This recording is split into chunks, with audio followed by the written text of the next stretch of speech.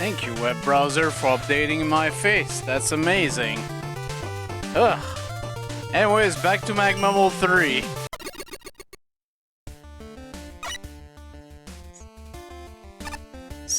%. We're getting way further into this now. I think we were up to 18, if I remember right. Yep, up to 18. Okay. Propeller Woman in the City in the Clouds by Krish. Score 74.20. 70, 63, 73, 87, 78. So apparently Flashman actually did like this one. Only an element. Let's do this.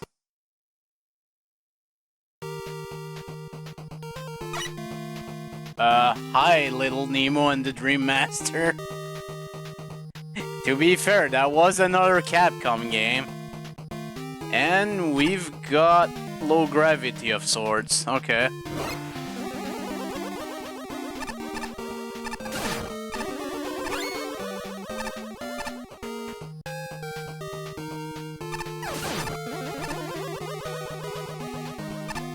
And wind.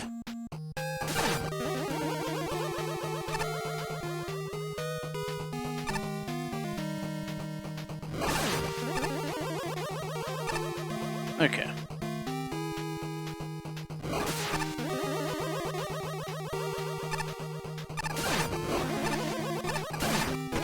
Oops. Well, there goes that perfect.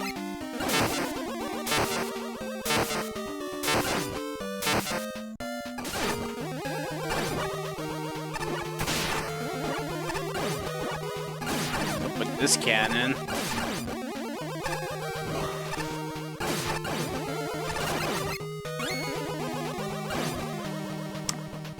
Okay. This is weird.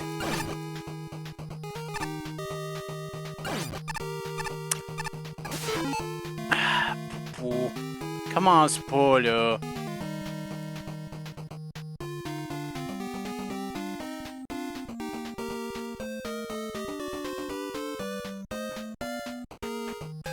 Okay, let's try this again.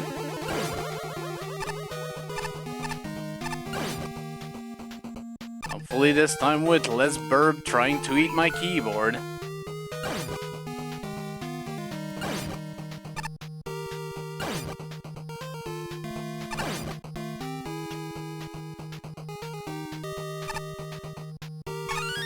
Not that I really needed it, but I had to prove to myself that I could get it.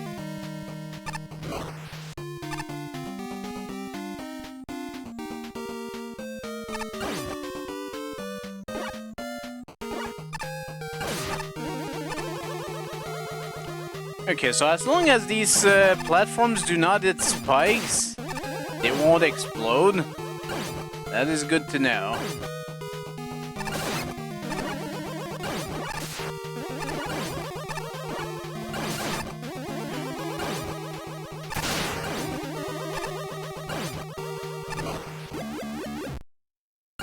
Ugh, great.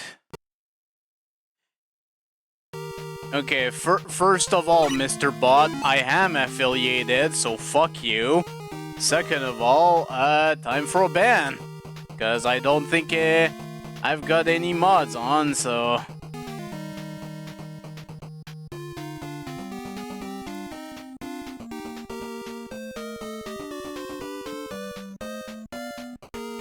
It's letting me do it.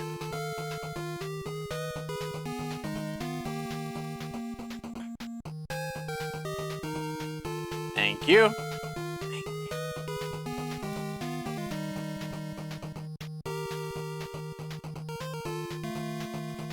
This is why I need more mods, apparently. Alright.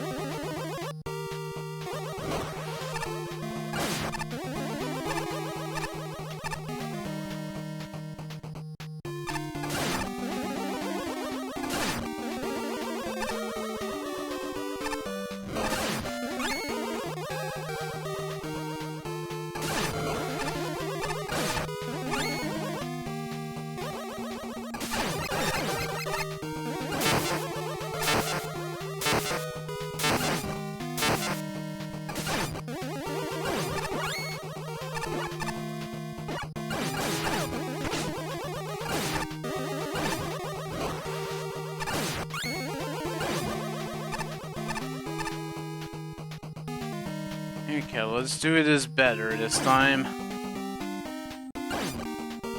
That was not doing it better.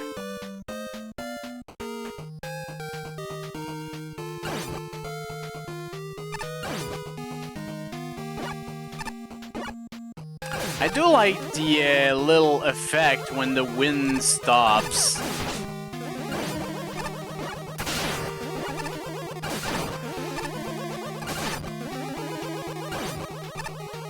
Okay. I was right next to the checkpoint too. That's really unfortunate.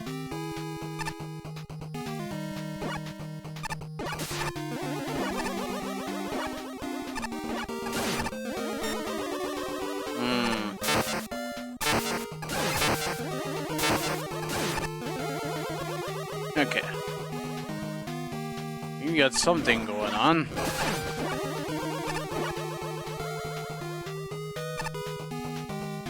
This is an interesting little stage we've got going here. That's for sure. That, however, is a bit uncomfortable.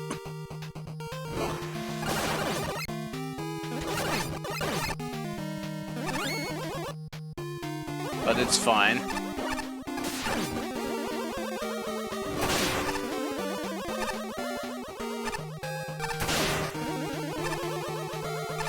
Ugh. Again, uncomfortable.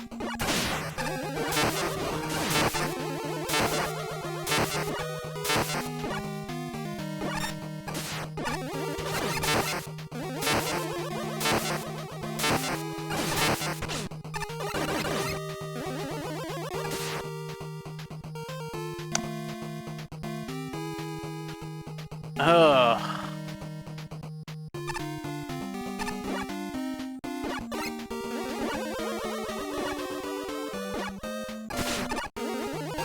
I'll take it.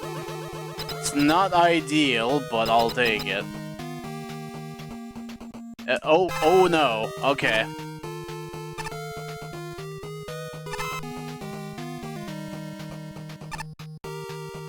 Ugh!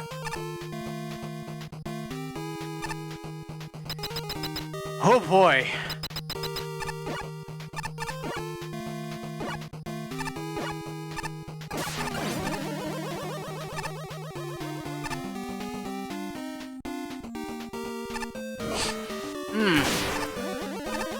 Very uncomfortable.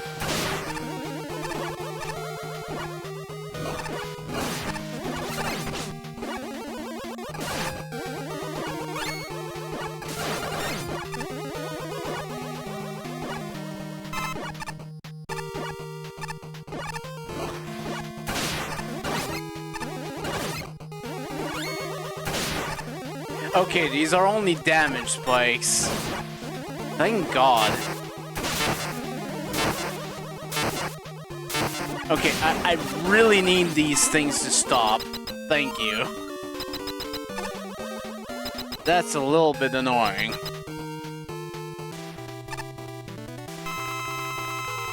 Hi there.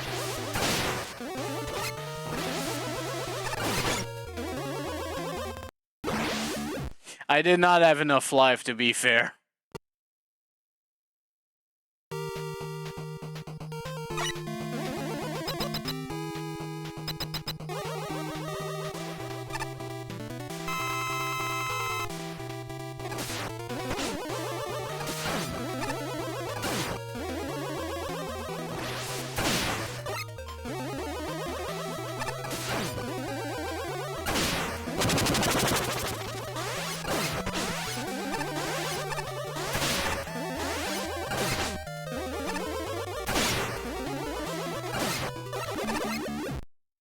Survivor achievement, I guess. That was an harder fight than I thought it would be.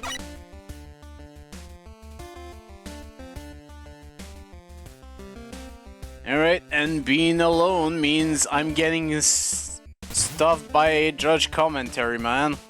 So let's check out Mech. A city in the clouds. Yep, we have an air stage. Propeller Woman is basically what we've come to expect from this classic archetype. Type platforming, wind effects, death pits, and a whole lot of blue. It doesn't reinvent the wheel, but it's still a solid piece of work. The gimmicks are a starting point. The wind benefits a lot from strong telegraphing. It's used well, barring some annoying surprises. The cloud platforms are the best part of the stage. While the constant enemy death noises can be jarring, their usage is strong. Personal highlight is the 4 platform room with all the spikes about midway through the level, which is both nerve-wracking and fun. The enemies were a bit more mixed. The custom enemies were solid with only a few issues. The cannons fire a smidge too often, or glitches, when propeller consistently not firing when it spawned. However, Gabiole and especially Balloon Boo feel underutilized, rarely in a position where they're likely to use their full toolset. But the big issue is the imbalance between deaths and checkpoints. While the spikes are generally non-lethal, it's still easy for a misstep to send you into a pit. I found that out the first way.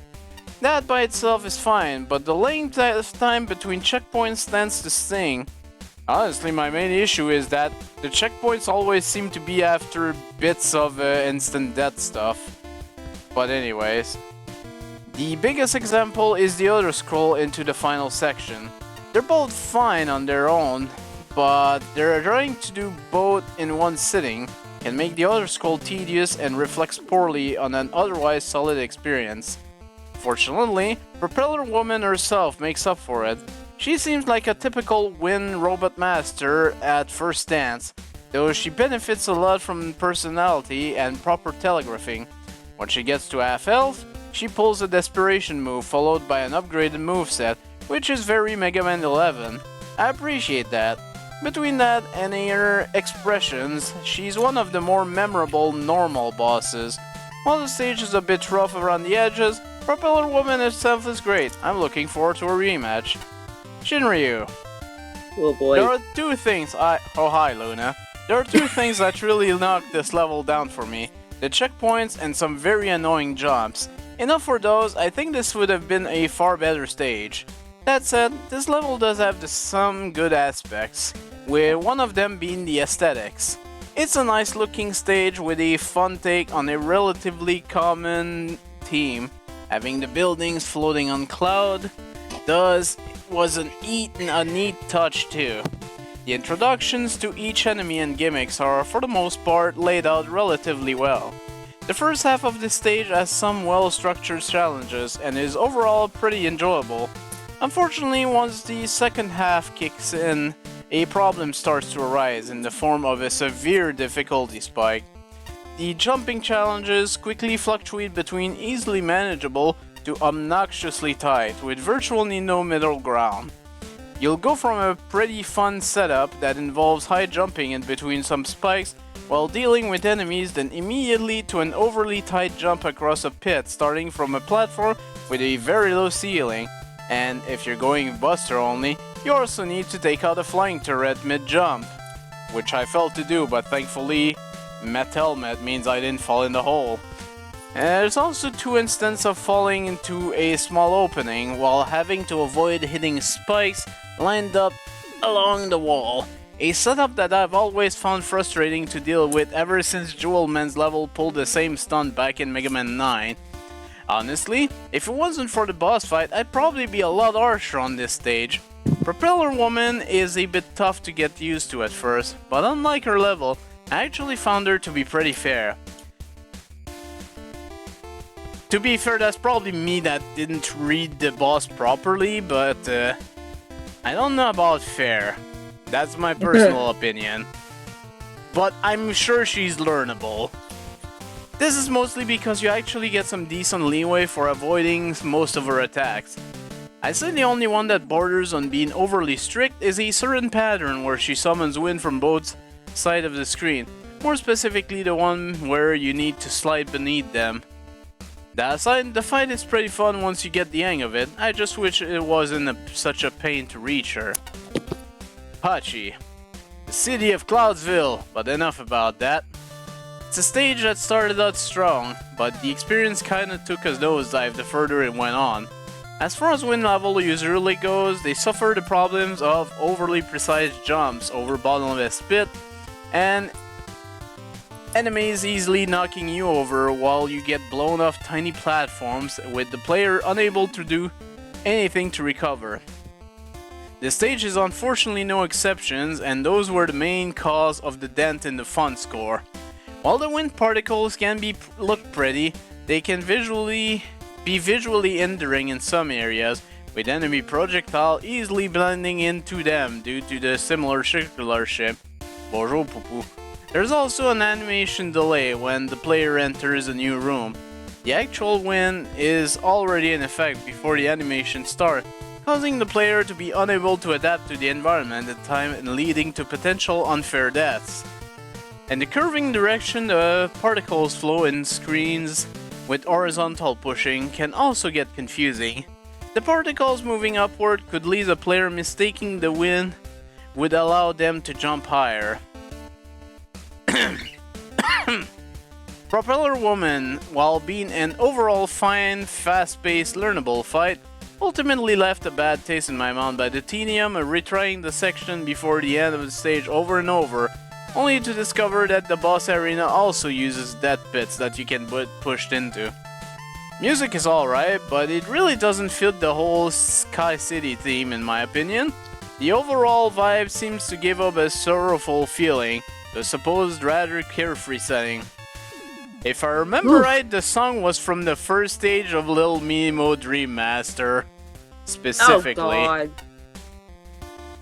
Flashman. I don't mind a okay, go for it. Because you need a break. I don't mind the stupidly hard difficulty as long as it's fair and surmountable with sufficient practice and ingenuity. God, the tongue twisters. Thanks to Thanks to an efficient learning curve, polished and thoughtfully planned challenges, a screen count that is close to ideal, sporadic power-ups, and niceties such as a warning arrow for incoming projectiles, this level feels very manageable. Long load times, a few sections that are pure murder without special weapons, and nearly excellent checkpoint placement are about the only reasons why fun ever gives way to stress. Honestly, I'll just say that before you continue. I actually Buster only this stage, which I'm surprised.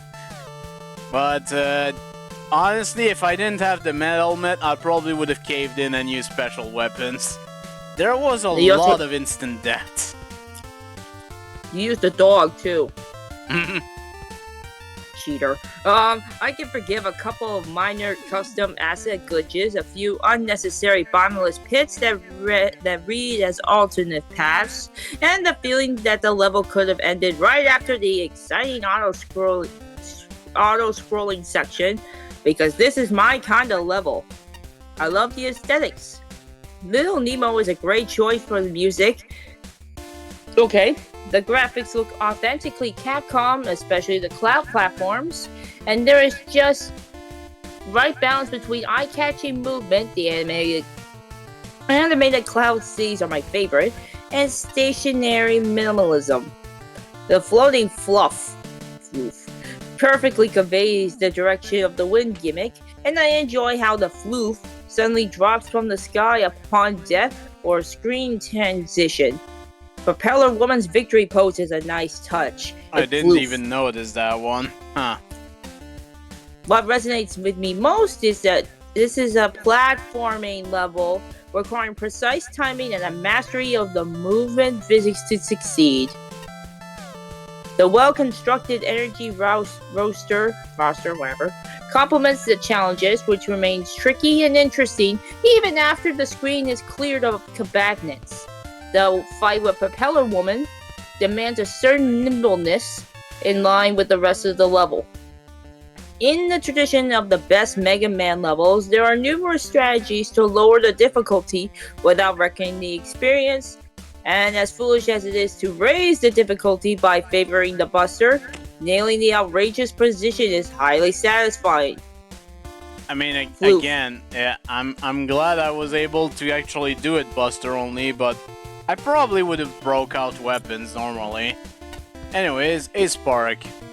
Pretty level graphics, cute new enemies, good vertical areas, challenging but solid boss. That's the basic review in a nutshell. Peeling back from the nutshell, while some straggle the frustration line, the enemies do a good job at being a threat without ever crossing that line of bullish design. I'm thankful seeing how the entire stage is more or less over a death pit. Entire stage being spent getting knocked off of are often the worst unfun experience in a platformer. Special mention goes to the little arrow signal that shows when the little dude gets fired by the stationary, I guess lamp enemies? Not sure what they are. Anyway, the signal, it shows where they are off screen. This goes a great deal to preventing this enemy from really aggravating the player.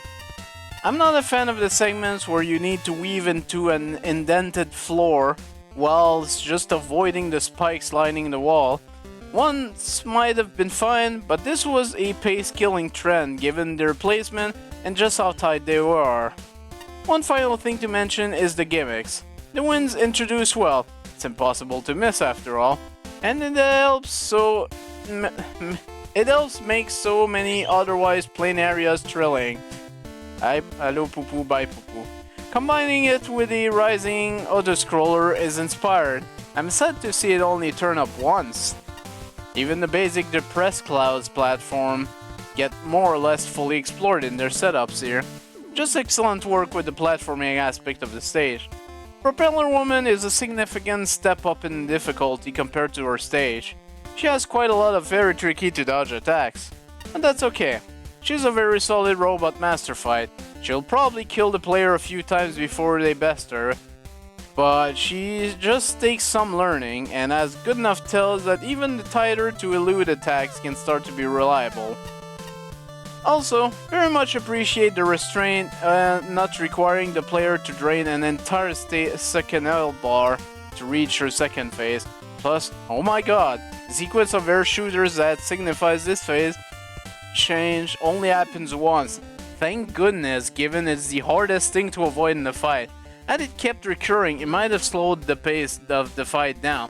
As a one-off spectacle, it's fun. All in all, great boss. Yeah, I think I enjoyed the Robot Master better than the stage, honestly. This is not a bad stage, but there are so many precision moments that are required that, I don't know, it just didn't quite vibe with me, you could say, I guess. Oh, also Luna, we're a dog. I see you are a dog. And yeah, this is just silly. Oh, Jesus Christ, that's hilarious. Save a horse, ride a cowboy. Hi, Bounce Man. You know the routine here. We're gonna tell you what, flex those muscles, stretch those cows. You have any of those, that is. If you're a robot like me, then I'm sorry, but I'm out of advice. You're also talking to a dog. Oh boy, yeah. Ooh. Some people have had to deal with this recently. Malware Man by Wood. What a name. Wood. Score 74.60. 75, 62, 66, 85, 85. Of course. 1 element, 3 tokens. Let's do this. Hi, Dr. Light. Help, a computer has been hacked. This is likely the doing of Malware Man, who lives in cyberspace. I built this teleporter to take you directly to his hideout, so please take out Malware Man and fix my computer. Okay, sure, Dad. Let's try, but as soon as you tried to teleport into my base, I hacked Dr. Light's teleport system and made you teleport here. Now you're trapped. Ah ha ha! Don't try finding me unless you wish to be scrapped. Also, hi Sigma of Megaman stage, Megaman X5.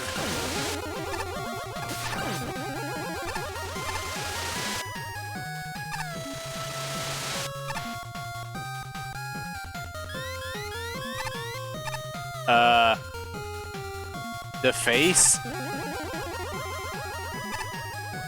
Holy shit, the face! Oh my god! Okay, it does explode eventually. Are those like those Kirby enemies? If you hit them once, it goes after your ass? I think you're talking about the Starfy? Or something like that? No, But I think those are like the Splash Woman bombs, but slower. What? I mean, I guess he is Malware Man. I'm waiting for hot buns in your area. Free tanks, no scam.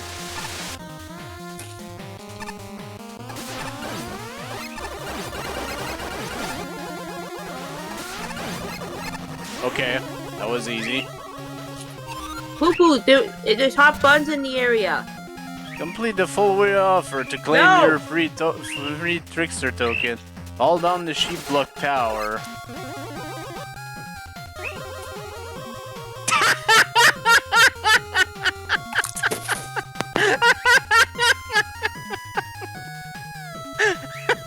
I already took a screenshot of it. You're welcome. We're gonna be clipping that for the show. Holy shit. Oh shit. No! Oh, I should have tried to destroy it. Damn it. It's too funny. I can't destroy it. I won't destroy it. It's fucking beautiful. Oh, it's dead. See, poo-poo. What the fuck? What does that say? Hot robots near. Hot robots near you. Nice. It's the goddamn Silver Gunner Woodman. Oh boy. So sorry, but hot buns in your area is still the #1 best.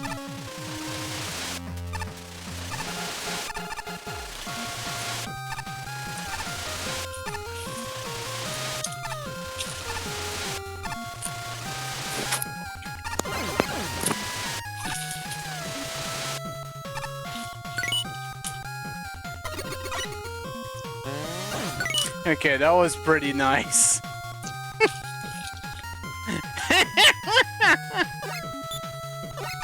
I'm just...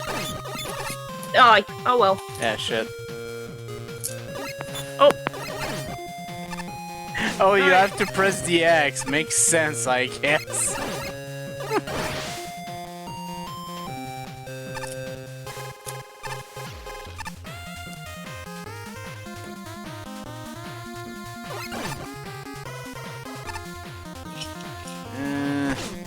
No, I can't quite jump over it.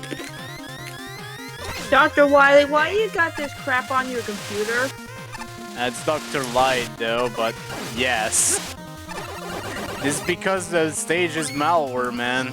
So Malware Man is just here to bring malware, I guess. Yeah, shit. He also puts those Pokemon fusions in on us. I remember one time I had a laptop and we owned the Simpsons movie. My siblings would always, they would always take a. There was a scene in that movie where Bart had to skateboard naked, and there's that one glimpse you actually do see this ding dong.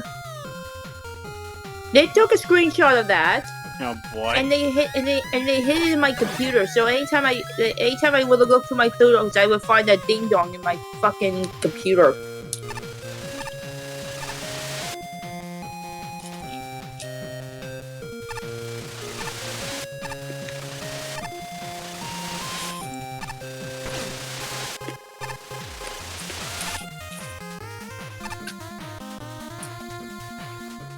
Okay, what's up with that?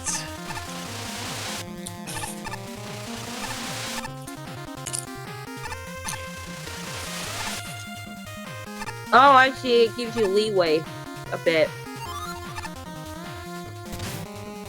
Told you to leave this place. If you move so much as one screen closer, I'm going to have to send in my cursors.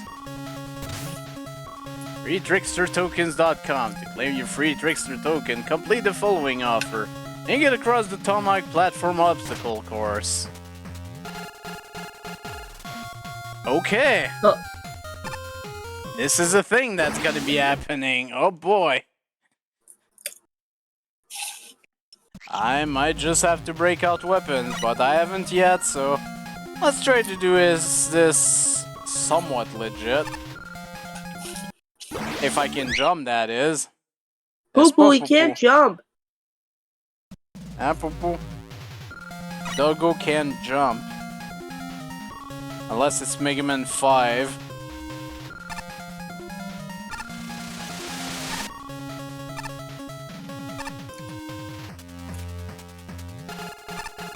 Oof.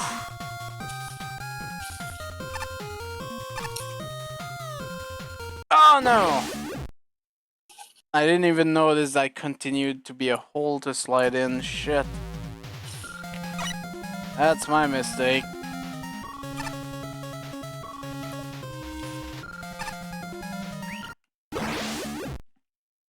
I wanna do this legit. This seems doable. Also, I should be using the slide button trick to reload faster.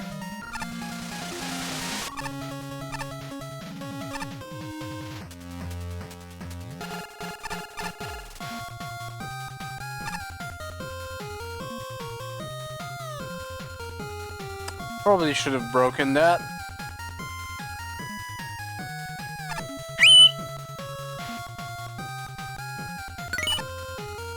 Oh well, we're good. Yep, oh my god. The cursors. And they're invincible. Sheepman cursor, they're back.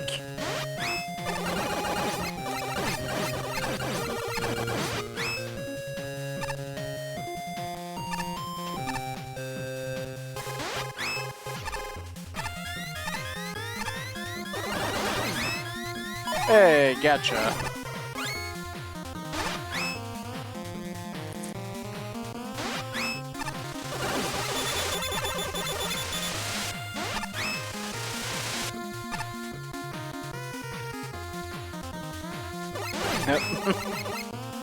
Not robots near you. I still like that freaking. Hopefully, It's so good. I think we found the hot buns for Megaman. I'm not gonna lie, so far this is my favorite stage. Despite the instant death.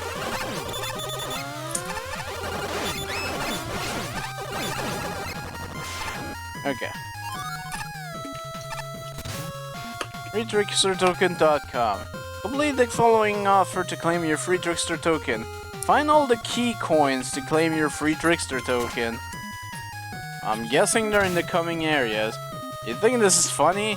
I'm telling you stop, or else there will be consequences.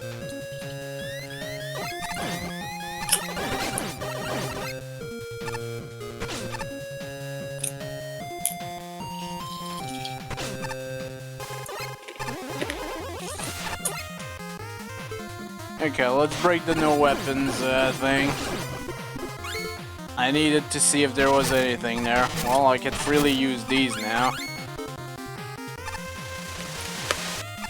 Ooh. It's Gilmore. But why would you attack your owner last night? That was hilarious, but why?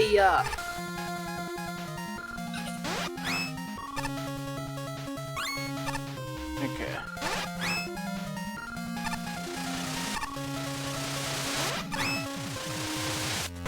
Yeah.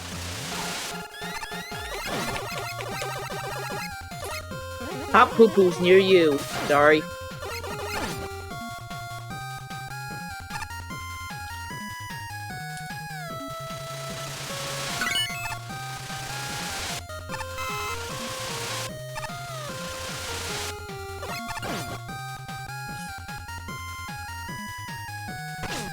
Ah. I couldn't see you. Ah. Press the fucking button. Don't just stand there. Press the button.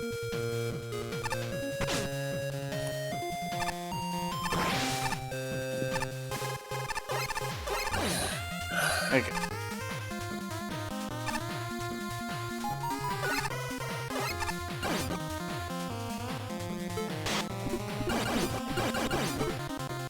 Oh, hey.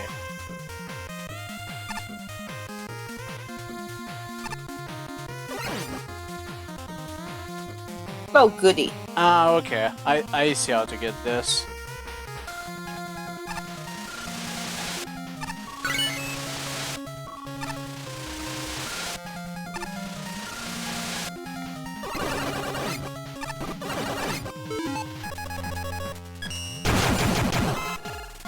God, Jesus. the guys does too much damage.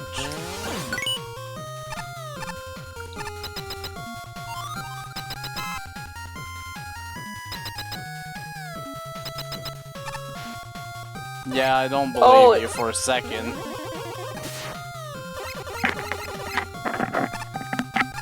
Poo-poo. I'm Malware, man. I was not ready to face you. Here's an LG element. You can use it to fix Dr. Light's computer.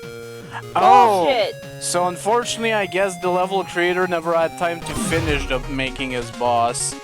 That's Oh, unfortunate. that's sad. That's sad. But I guess Drek happens, so... Hey, Neon Man. Vertigo has never been more adorable because his plushie's lights are dazzling from Magma World 2. Duplicate. I guess that's probably why. No, the fun's good. Of course, it's Shiryu that has a problem. Yeah, I mean, sometimes real lives get in the way. I'll say that. I remember from back when I used to make a video game, which I never finished, which I showcased on stream, but whatever. But yeah. Oh my god. This is a good start.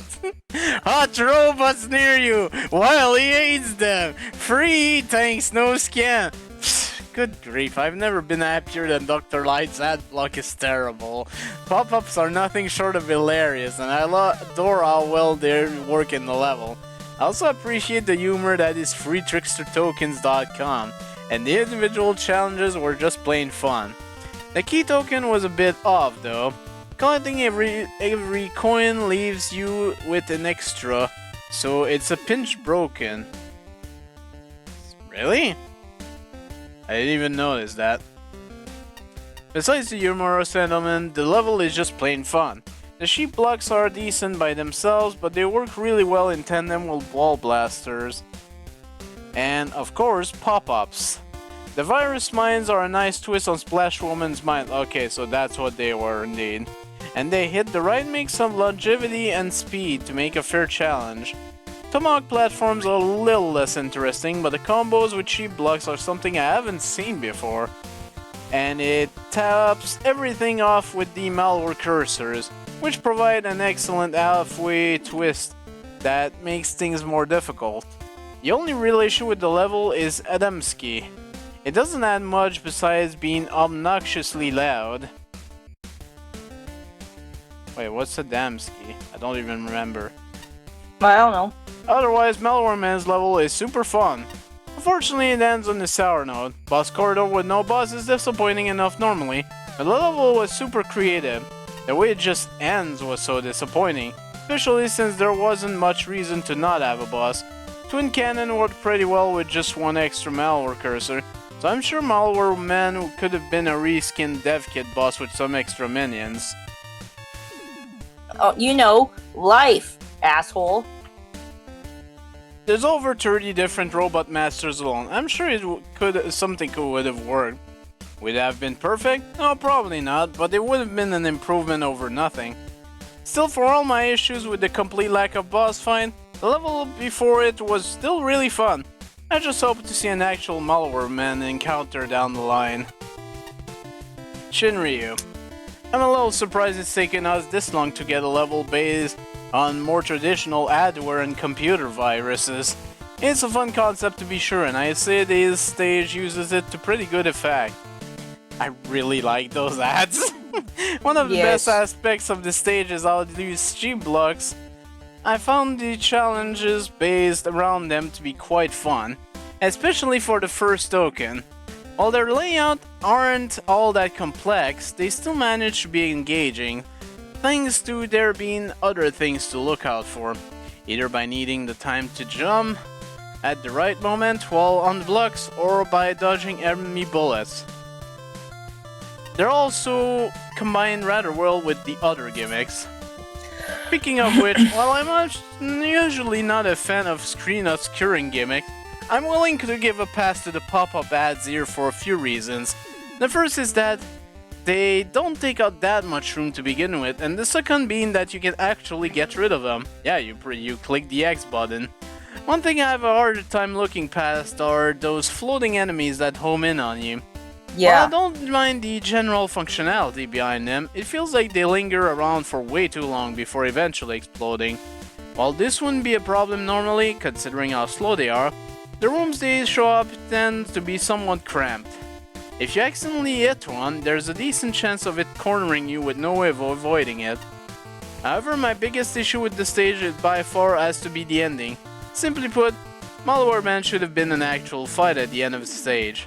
Naming your level up to a robot master immediately sets up expectations for there to be a battle with them, and to not deliver on that is a major letdown. While I get the joke that he's not a fighter, if his NPC dialogue is anything to go on by, it doesn't really make up for the disappointing ending.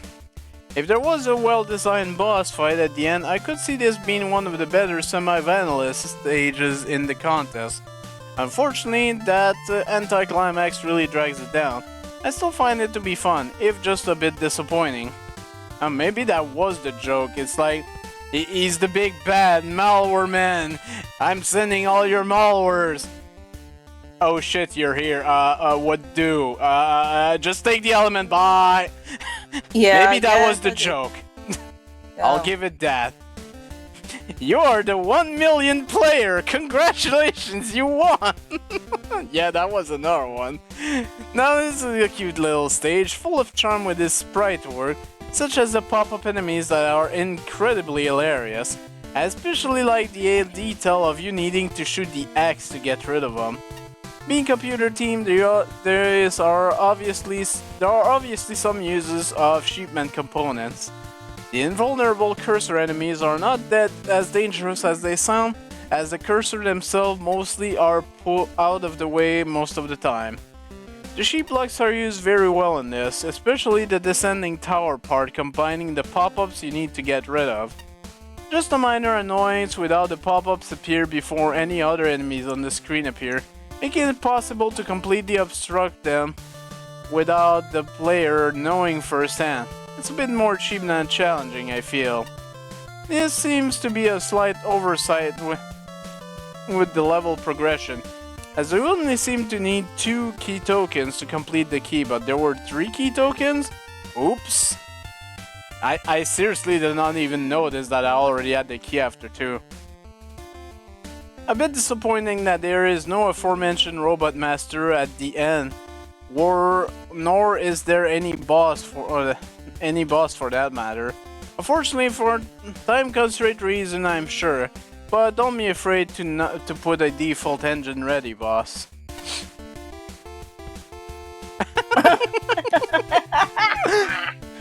Go for it! Okay. Flashman. Warning, your level may be infected. Flashman.exe may have found Malware Man to be infectiously entertaining.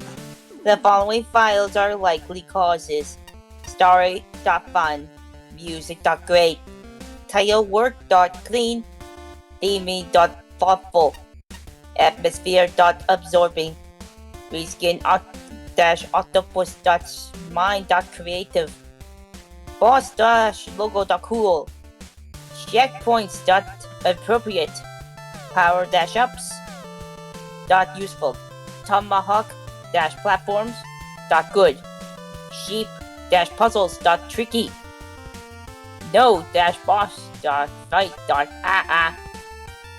Pop-up windows have been detected, and they are funny. Recommended action: adjust some screens to maximize the inherent sneakiness of the pop-ups. For example, the underdeveloped screen to the right of the first token.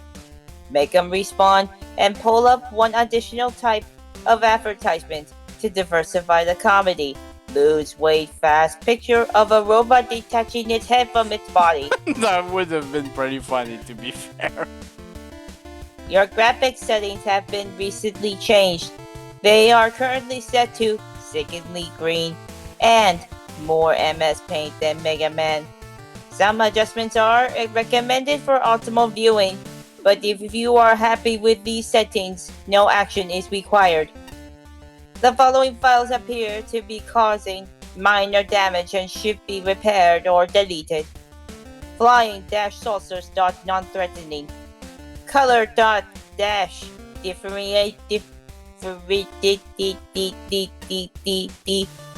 differentiation, I guess.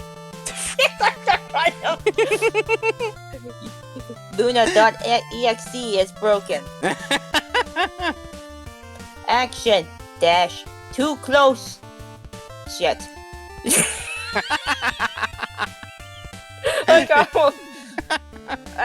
Action dash 2 dash close dash 2 dash top dash of dash screen dot often.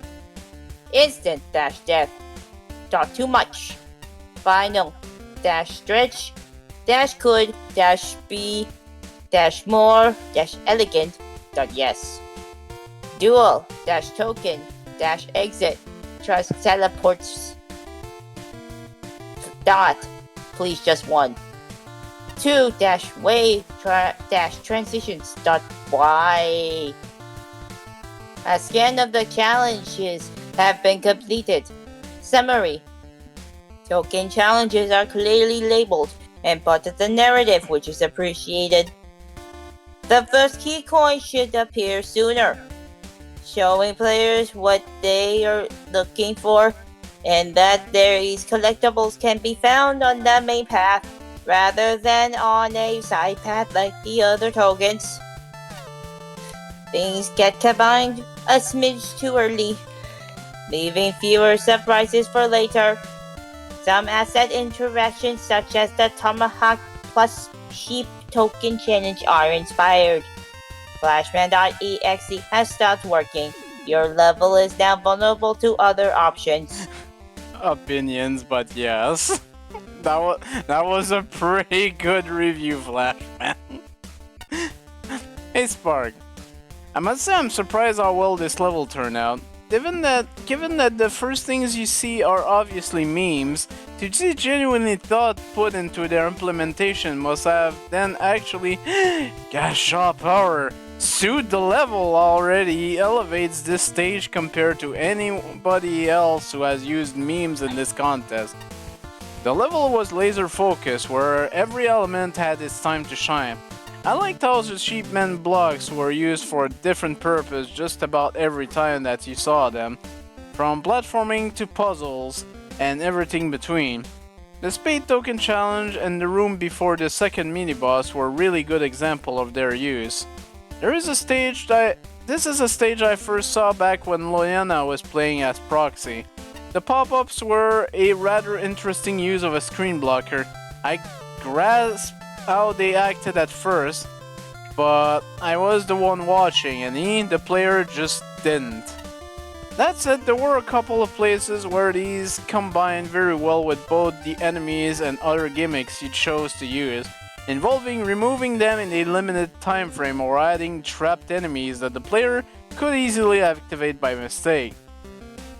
I also really like the cursor reskin and the change in attack pattern, making it far more consistent, becoming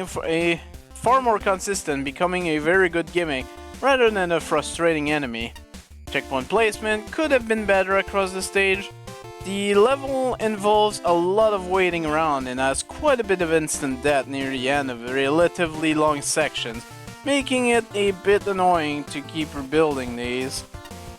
I do feel a bit let down by the lack of an ending after all of the build-up.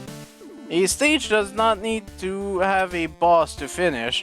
I think that the face-based auto-scrolling section here using the gimmicks you developed over the stage would have been a far better ending. The joke didn't fall flat or anything, but you did need a better segment beforehand. These are fairly small nitpicks over a stage I was thoroughly enjoyed, bringing the right kind of simple humor to well thought out gameplay and interesting challenges. That humor was really on point, like seriously, those freaking pop-ups were beautiful.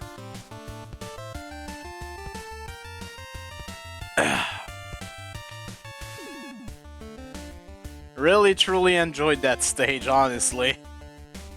Okay, I know I already went here, I'm just curious if there's nothing else here, right?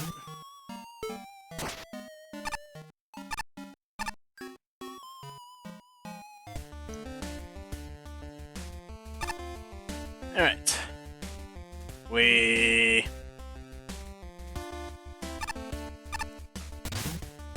It would seem that you, the Rush, requires external implements in order to accomplish something I can do all by myself.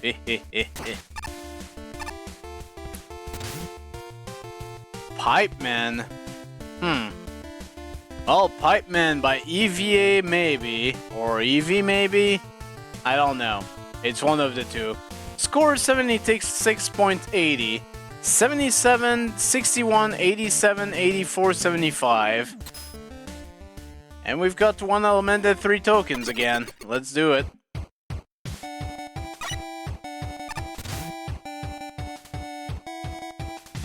Catman's World.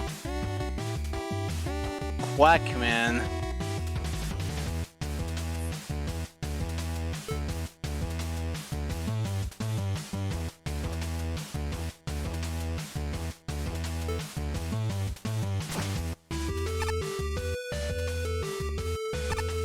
Okay, so this green water never stops coming out.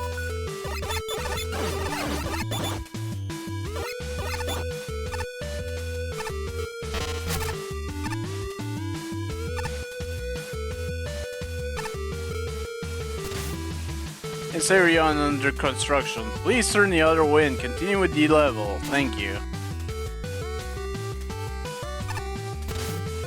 What did I just say? This area is under construction. Please turn the other way and continue with the level. Well, if it was under construction, you wouldn't be building all this shit. Oh look, spikes. Maybe you should turn back. Well, I already used weapons to get here in the first place. What if I give you some bolts? Would you leave? No, we're keeping trucking on. Okay, this is my last warning. If you continue now, you won't like it. Proceed at your own discretion. Oh my god, seriously? Oh goodness.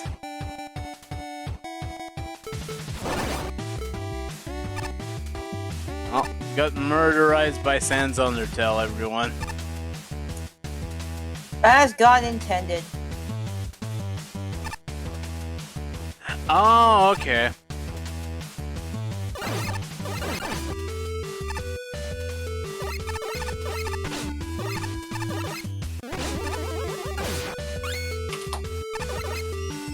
Ah. Alright, Megaman. Get over here.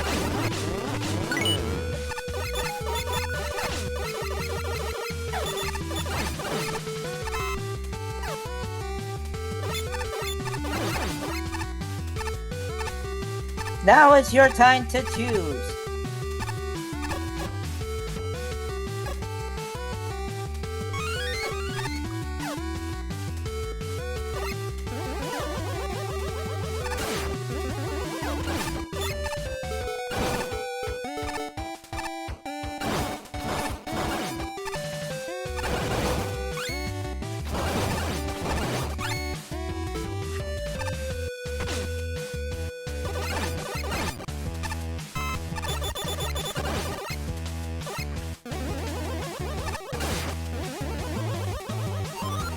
Okay, checkpoint. Eddie, you're fine.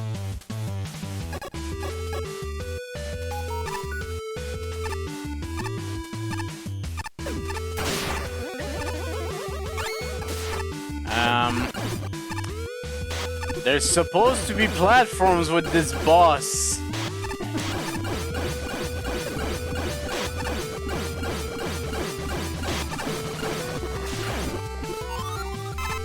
Son of a bitch.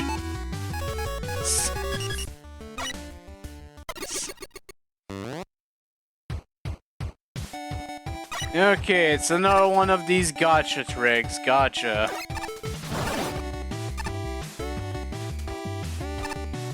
Well, at least I know this time.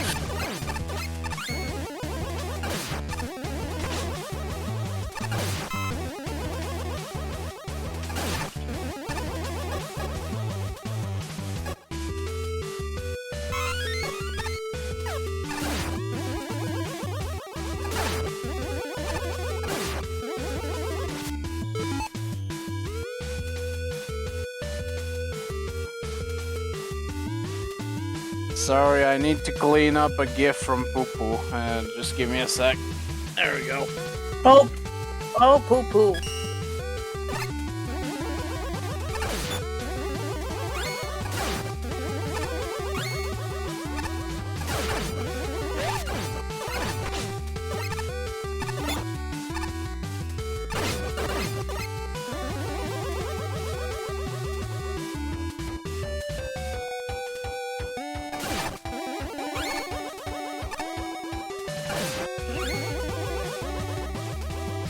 Avoid correct, Poo Poo.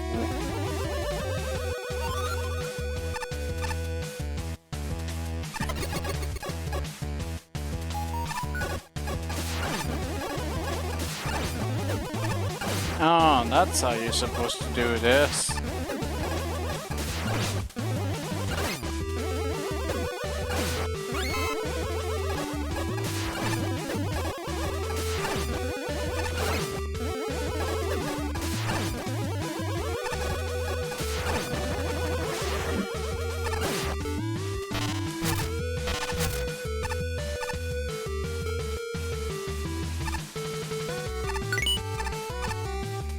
little bit of a thing to make this boss, you know, not super in reach.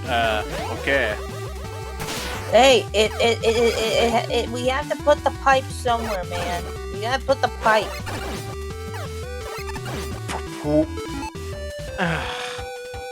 This delinquent bird, I swear. He pooped on you again. No, not even. I was just trying to eat my keyboard.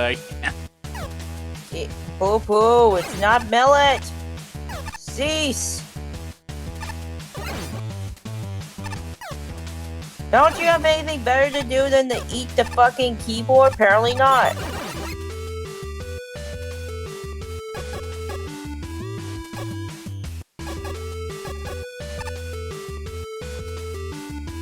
Okay.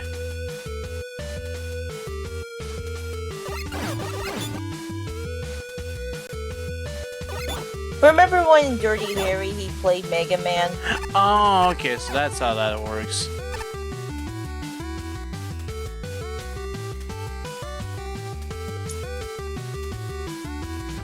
Okay, so wait. No. This doesn't look like it goes down.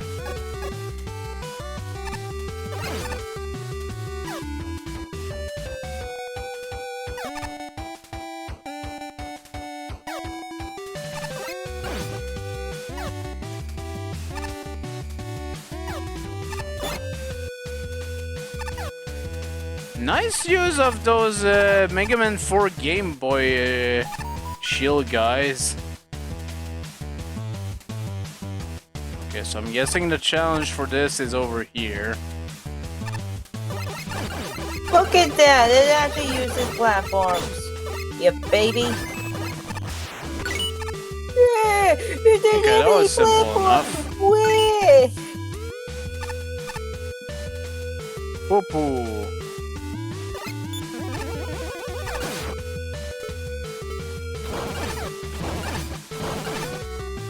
Just gonna destroy these this way.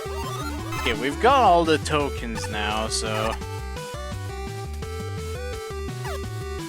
What's over this way? Oh, okay.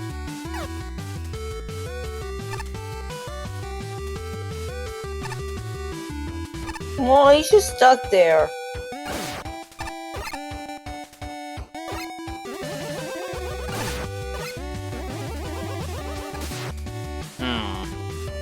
Okay, so I probably need to go to that left side over there before I go in the mill.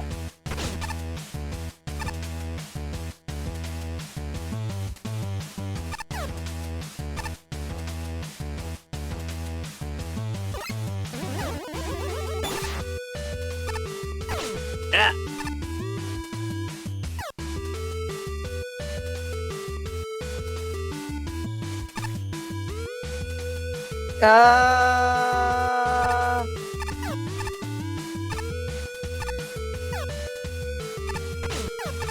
Oh god. I'm down.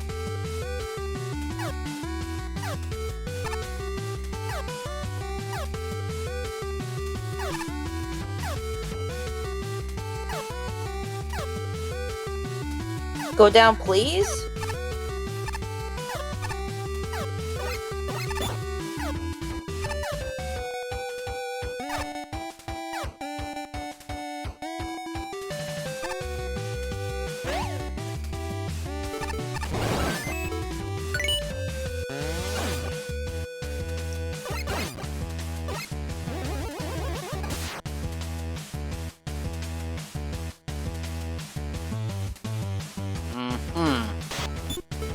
Oh, that doesn't work. Oh. Game.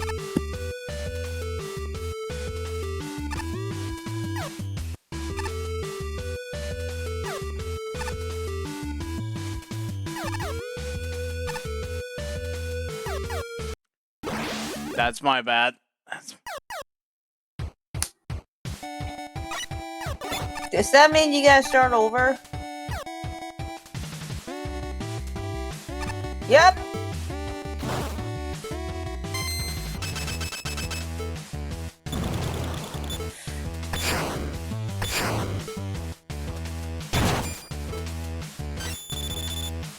Really?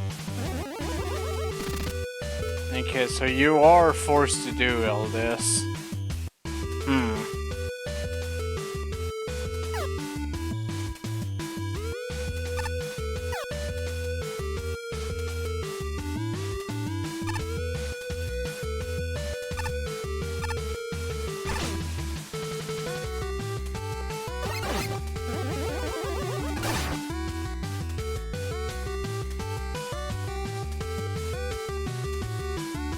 But how do I break the bottom one then?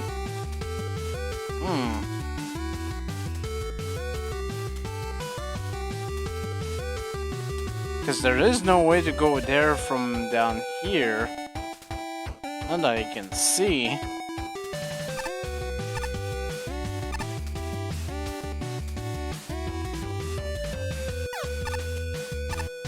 I must be missing something.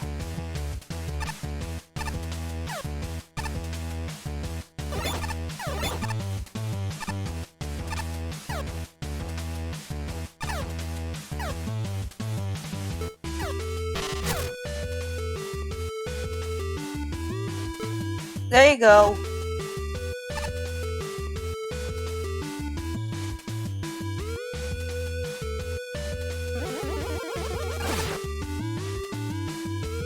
I kinda defeats a part of the challenge, but whatever. Who gives a damn?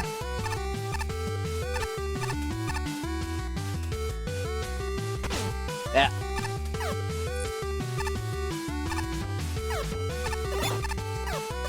No, that's right, it was down this ladder. That's probably the end of the stage though, right?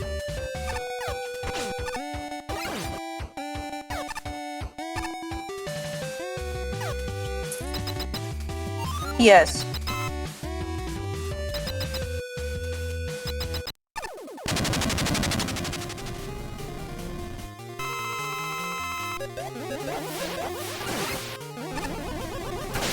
Oh jeez.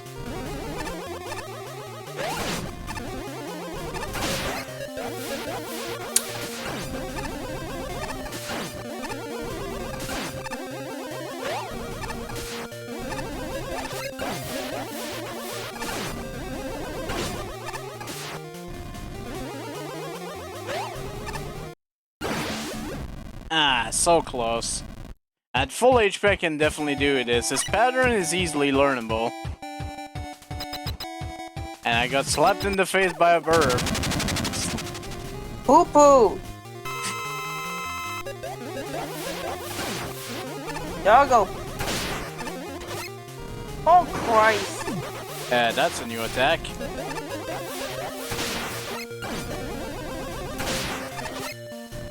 Don't! I'm somehow doing worse than I was my first try.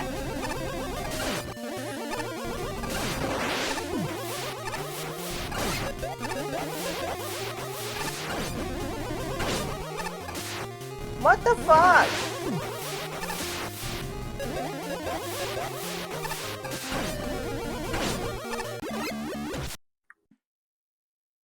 Yeah, I did not have nearly that much HP when I tried last time. I'm unlocking a lot of borders recently. Okay, before we get to the judge commentary, I think a little bird needs to go to sleep. So I'll see you back in just a little bit.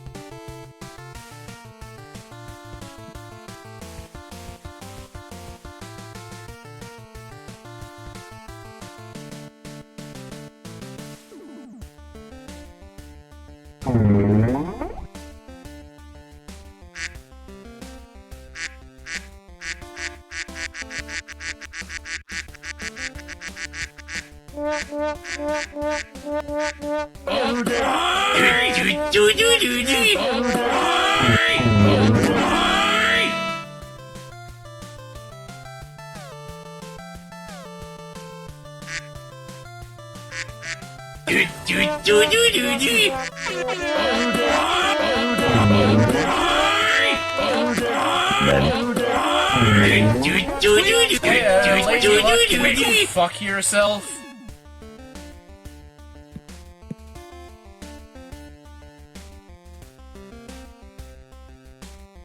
Hey, Lady Luck, can you go fuck yourself? Tweet, tweet, tweet, tweet, tweet, tweet, tweet, tweet, tweet, tweet, tweet, tweet, tweet, tweet, tweet, tweet, tweet, tweet, Lady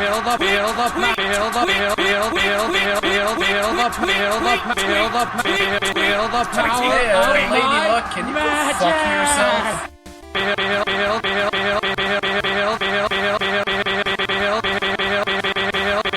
The power of my magic! Tweet, tweet, tweet, tweet, tweet, tweet, tweet, tweet, tweet, tweet, tweety, tweet. Tweet, tweet, tweet, tweet, tweet, tweety, tweet.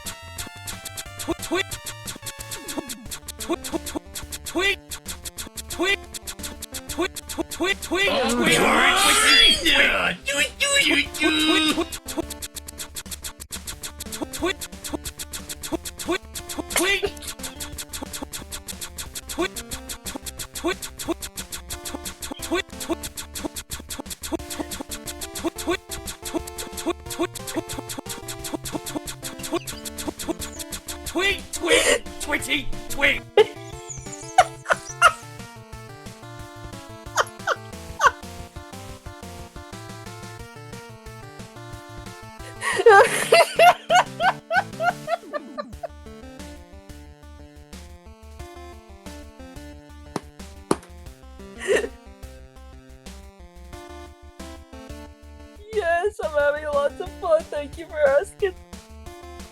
I must have missed something funny because I just hear Luna laughing.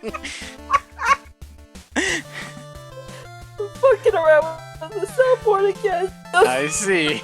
There's nothing wrong with that. Oh. You must know this is what I do. Wait. 1 second. Tweet, tweet, tweet, tweet, tweet, tweety, tweet.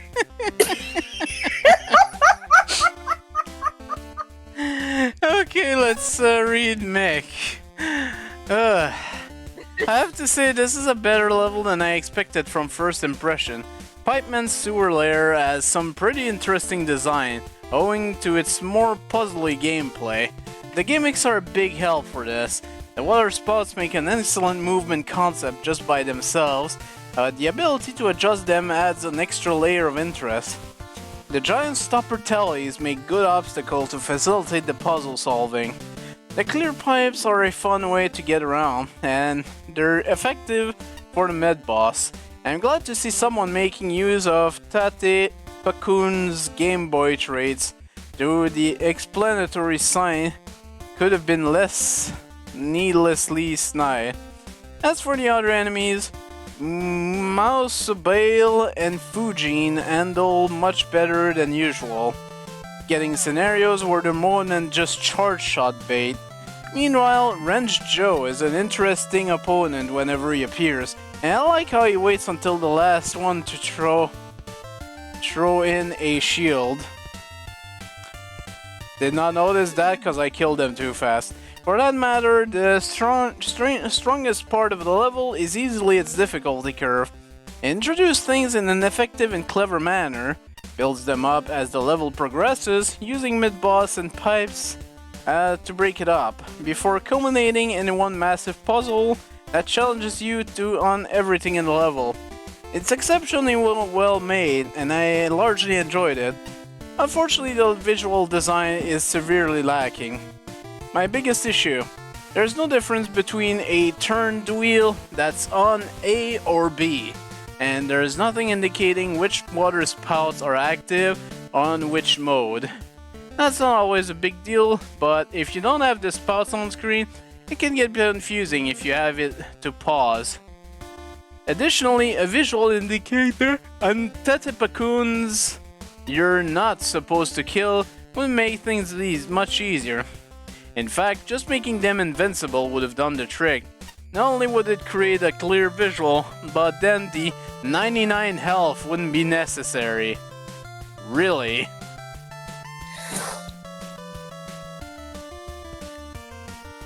So instead of just making them invulnerable, you just jack their health the fuck up? Okay, sure.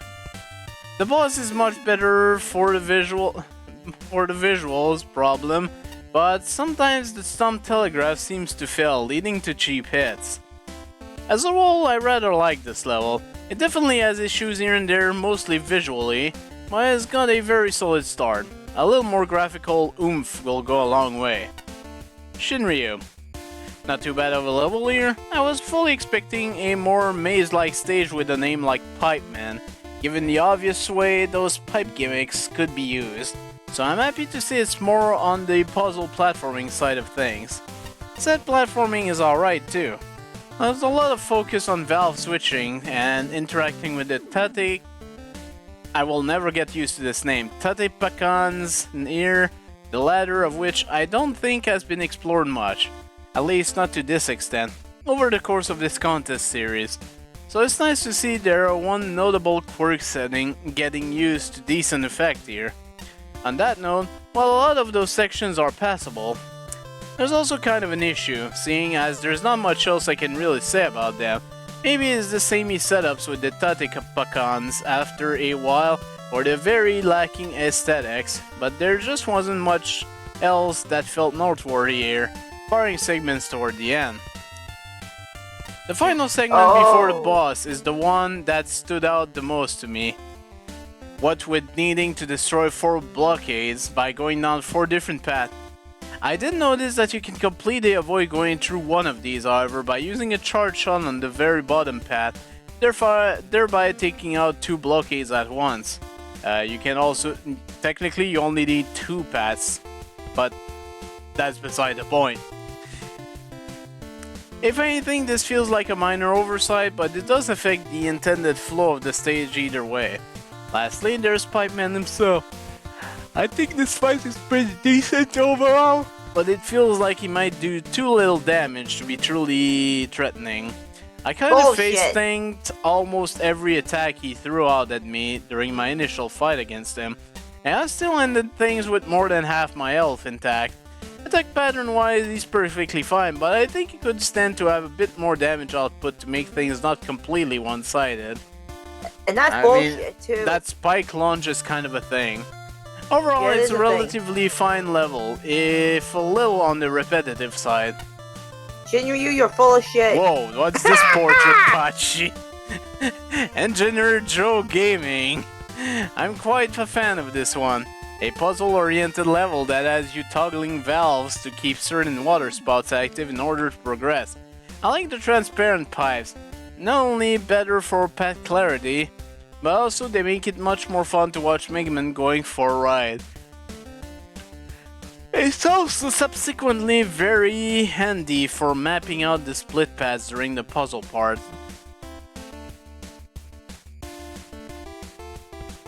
I also really like the one shield enemy being utilized as a platform you need to stand up to slide through the tiny gaps. That's a gimmick from 4 Game Boy, but yes. The claws being enemies purely to be in the way is also quite funny, silly, and brilliantly incorporated into the puzzle design. Putting the player through various side paths in order to unlock the final path onward. It gives me the vibe of Maze of Death from Megaman 1 to a smaller and better executed degree. Sorry, Flashman. Yeah, Maze of Death was Flashman 85's entry in Megaman 1, in case anyone forgot. The boss is a chunky lad, surprisingly quick on his attacks despite his size. I'd say that to increase the wind-up time for a bit of better telegraph, but it's ultimately not too bad of a fight. I also appreciate that the ceiling spikes are not instant deathly, as it can get a little tricky to dodge the water spout coming from the ground. Thank you, Pachi. Pachi. Flashman. The music got me pumped. Literally. The secret path made me laugh. See? I liked the level the moment it started. From the elegantly minimalistic graphics to the laser-focused challenge design, this level does so much with so little. A handful of enemies and gimmicks combine to create one meaningful, memorable screen after another. I love the token placements, the accordion action of the Tate Pacad Towers, and the section that channels Magma 1's Maze of Death, and arguably executed better. Sorry, Flashman. Wow, he says that to himself. That's funny. I was floored by the simple brilliance of the first mini boss. I only wished it were so easy to cheese with super weapons, special weapons. I only wish is generally my harshest criticism of anything here. Puzzle explanations could have been communicated through gameplay rather than missable signs in confusing side rooms.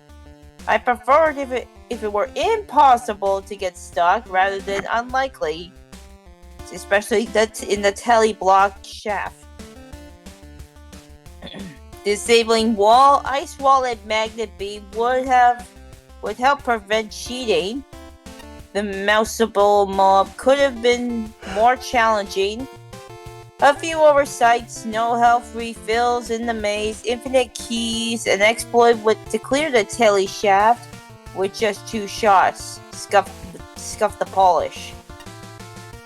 The only egregious issues are that the water valves don't stand out enough. A brighter color would be better. Walls and pits are easily mistaken for screen transitions due to undesirable gaps in the architecture. And that one tacky pecan plus water spout plus siding puzzle is finicky about vertical alignment. Importantly, everything else is excellent. Challenge progression and checkpoint placement are spot on. Custom sprites look highly professional, also high opie, and fit the theme nicely. Shows are actually fun here, and I could stand to fight a couple more. The boss is a well-programmed and satisfying end to the level. This feels very close to a Capcom level, and I love it when I can say that. And a spark. This stage does some very interesting stuff and is very on theme. I overall enjoyed it, but both its issues and strength are rather specific, so I may be talking for a bit. Switching water geyser on and off is a simple gimmick, but their interaction with the stage elements elevate them into something great. This has the very real potential to be an excellent puzzle stage, but it never quite gets there, with several of the puzzle rooms amounting to busy work rather than challenge. Still, the final run-around area was fun. It made that area of the level feel larger than it was mechanically. Tile work is good, animated background elements of course make it better, but it does become rather dull to look at. I think you need more fully tiled background segments to hide how repetitive the tile set is. Even Pumpman, one of the more boring looking modern Megaman level, had fully tiled background segment. How dare you say that about my level! Thematically, the stage was great. Having to create blockages to make progress is very on point, along with just enough teamed enemies to really sell the level's motif, resulting in a stage that really fits Megaman's universe. A genuinely awesome music track doesn't hurt either. Fightman himself is an enjoyable fight, at least when his tells work. I really like his design, and the amount of detail the sprite animation is excellent. He has an interesting suite of attack, and the variety rivals a Megaman 7 Plus era Capcom Robot Master. Unfortunately, as stated, his stealth don't always work. When he uses the thin water spout attack, the actual graphic sometimes fails to spawn in, resulting in effectively unavoidable damage. It's a shame, as it really puts a damper on an otherwise excellent boss fight. My biggest issue with the stage is how convenient it's handled. Also right off that I'm not a fan of the snarky text. I can snark with the best of them, but mocking the player doing the obvious thing just erodes the player's goodwill. It doesn't help that variants of enemies act differently. If you're going to have invulnerable variant, a reskin would have been preferable to just explain it. But a really small thing hurts the stage a fair bit. There is not much in the way of visual cues to whether or not the valves that control the geysers or gimmick are on or off, or geyser, whatever. In small rooms, this is fine, but this stage has several sprawling areas that requires the mental upkeep for the player to remember that fact. This is of course providing the player has not accidentally hit them again, so they're set to the opposite of what they were expecting. For the record, I require use of accessibility controls to keep Megaman games playable, which includes rapid fire, so this was an especially egregious and recurring problem for me, and will be for anyone else who needs to use them.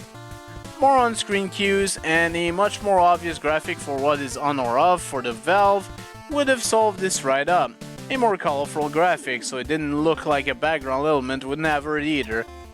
The fact that the stage occasionally devolves into busy work and lack of clarity in boss and stage do drag down what had the potential to be a top tier stage. That disappoints me, but even then it's still a good Mega Man level, but it misses the mark of being a great one. I mean, it's still number 16, it's still fine, I guess. I guess. Opa, you missed the Malware Man level. I mean, I think There's Luna actually... There's one thing I hate is coming on and then I see a fucking schedule change. It's like, what the fuck? It's like, I thought we're getting Yakuza tonight, but that's a change. I did not expect this tonight. I'm absolutely pumped to see how this tournament finishes out. The original robot tournament I was a part of was good, up until, you know, it was taken over. The competitive spirit in this tournament is the strongest I've seen. It's quite admirable. But that's just me. But I guess, I guess we're so close to finishing, quote unquote, so, anyway, I'm gonna send some pictures in the chat. This is what you missed. I'm not gonna stay on too long because I'm needed elsewhere. Pretty soon. Okay, Trailblazer, number 15, Trailblazer by Lord Saturn, scores 77 on the dot. 73, 60, 84, 82, 86. Again, Shinryu being the outlier here. 1 element, 5 tokens. Alright.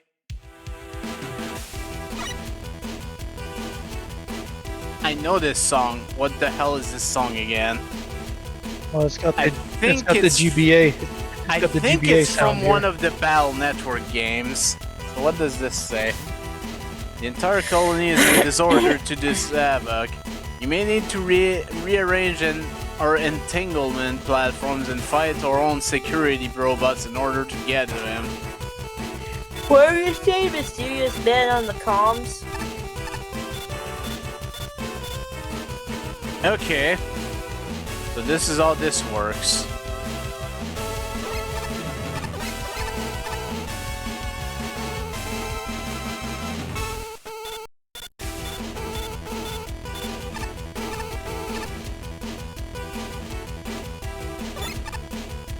Actually, I just had a thought. Holy shit, I think this is somehow from Battle Network 4. Like the final area. Before fighting Duo, of all things.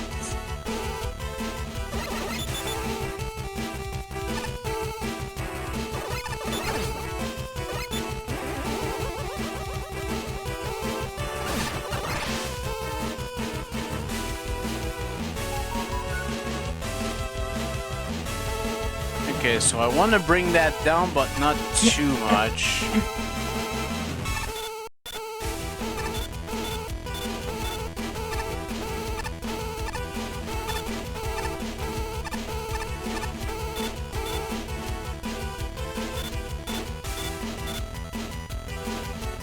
Okay.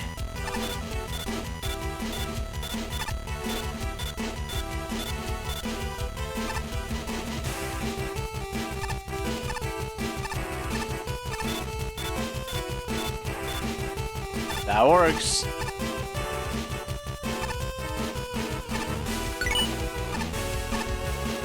Token number 1.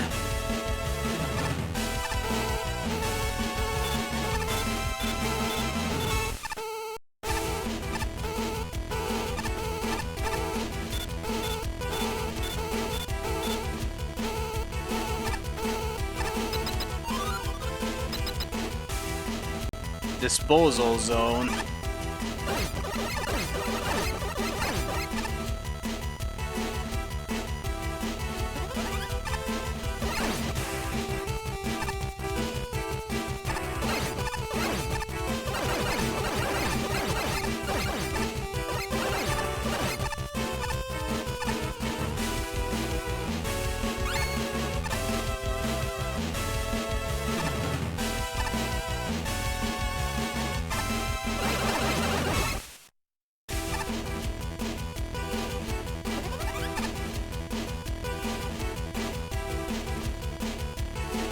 Okay, how does one...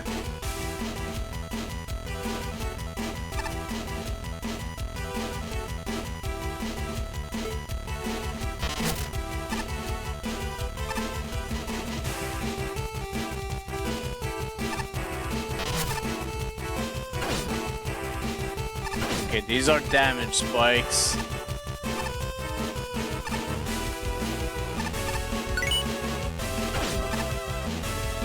Not an easy token to get. Ah.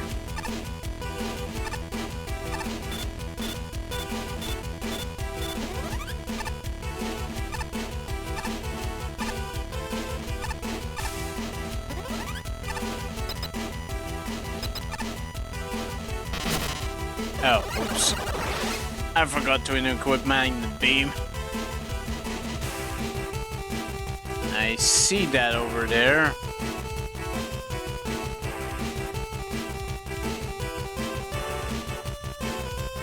There might be something over there. It's hard to tell.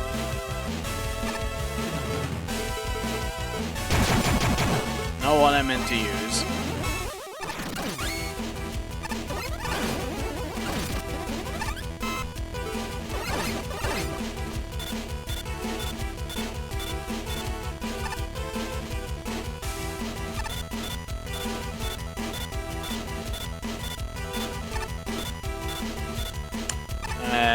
Mistakes were made, I think.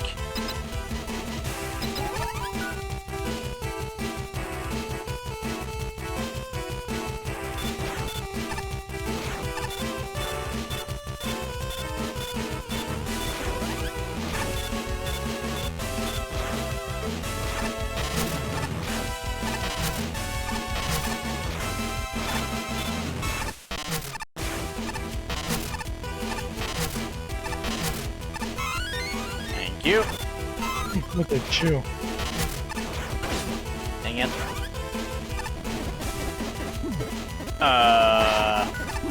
Oh.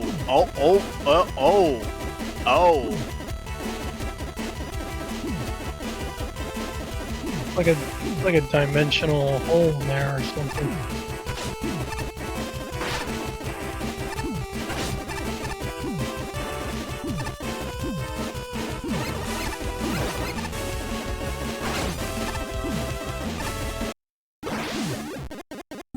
Shit. Mm-hmm.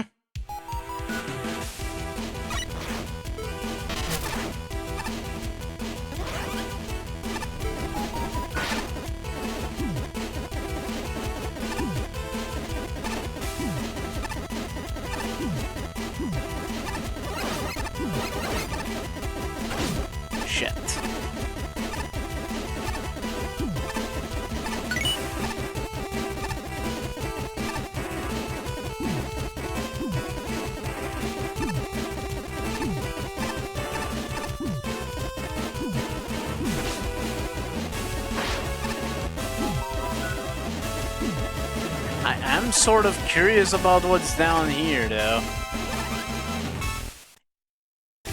Considering there's no token, it's probably not worth it, but curiosity killed the cat, or the dog in this case.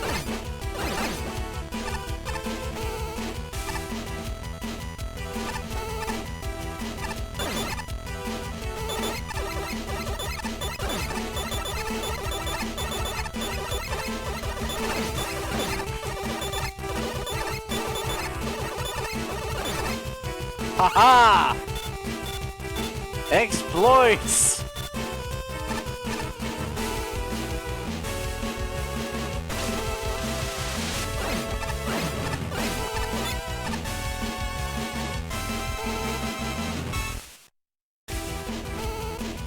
Okay.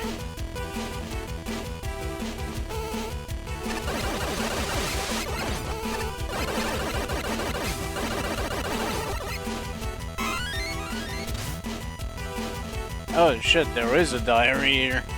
All of us share the same objective, to go beyond the horizon.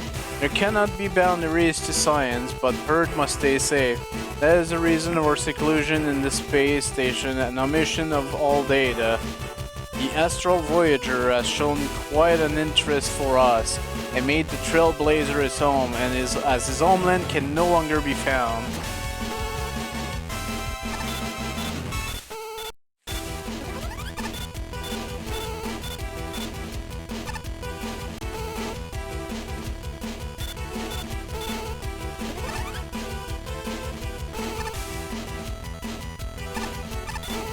Okay, so this is how we get out of here. That.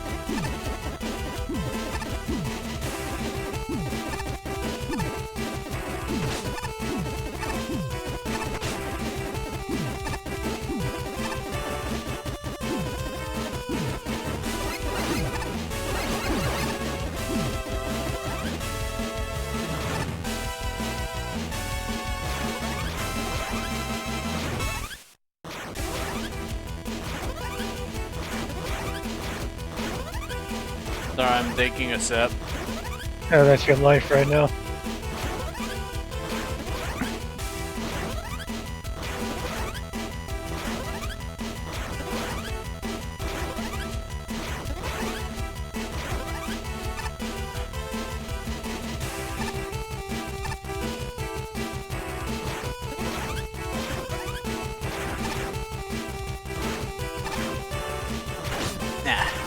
Fish and chips. Okay. Okay, I see the door up there. Second ring.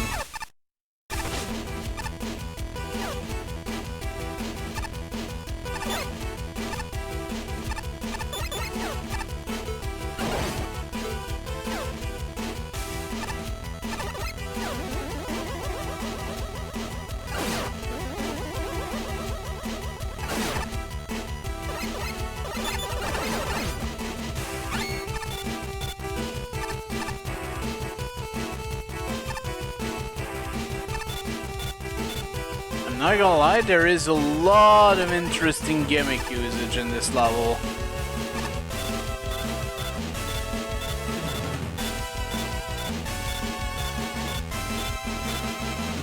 Okay, yeah, I see what they want me to do. Want me to do this.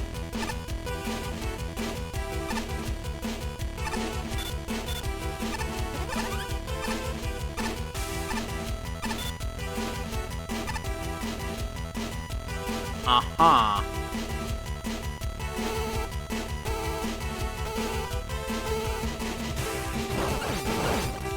I see what the intended solution is, but you can just bypass it with laser trident, so why bother?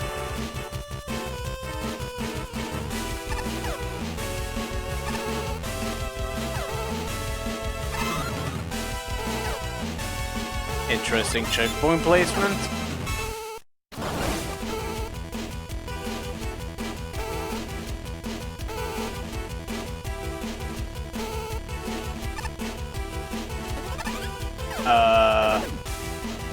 Hi there.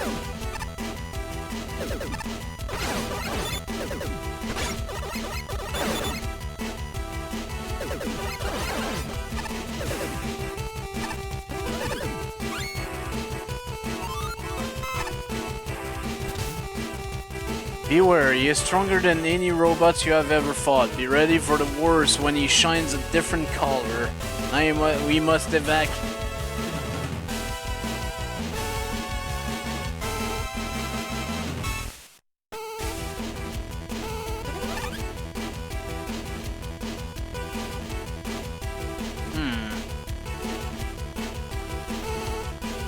This would be really easy to do, but I feel like they want me to go the hard way.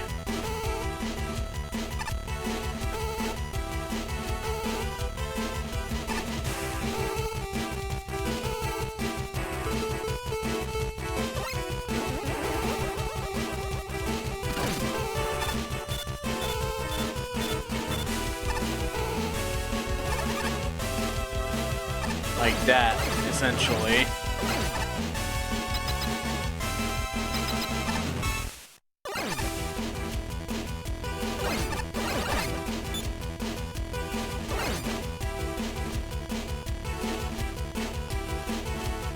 Huh.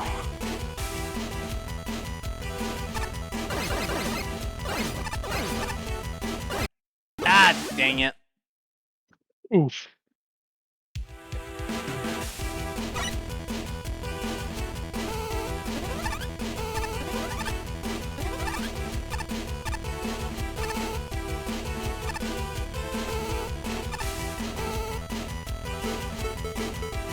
I was at 1 HP to be fair. Which if this was actual Battle Network, I'd be game over now.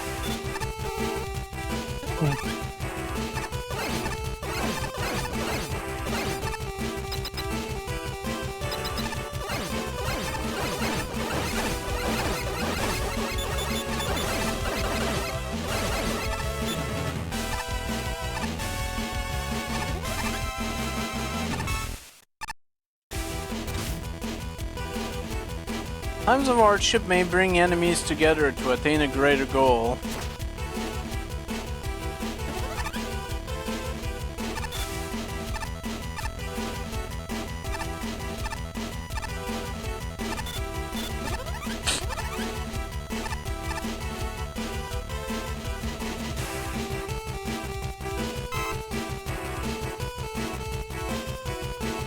Oh.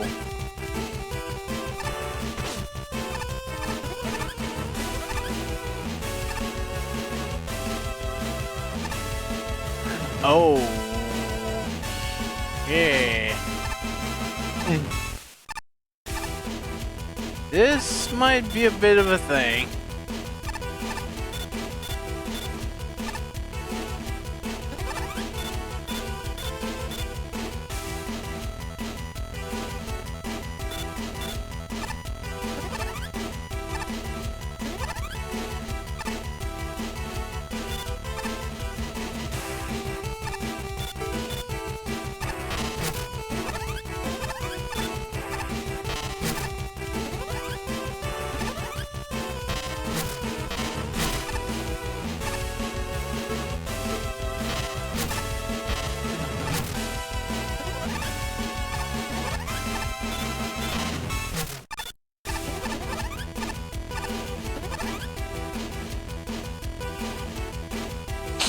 Maybe I shouldn't have lowered that.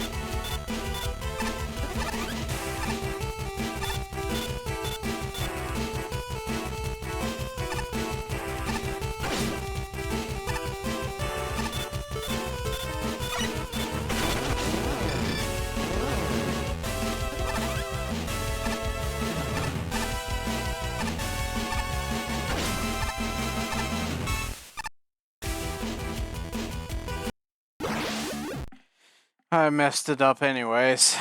Oh my shit. god, this is rough. Ugh.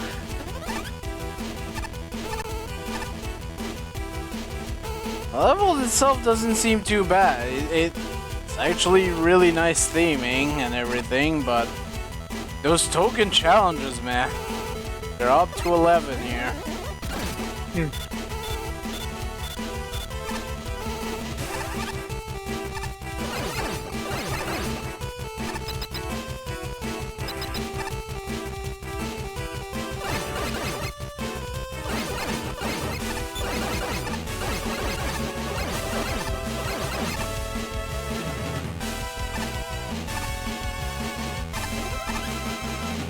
I think about it. I might not need to do so much thing. I can probably just pass here. That's all I need to do. I was overcomplicating things. Oh, damn it.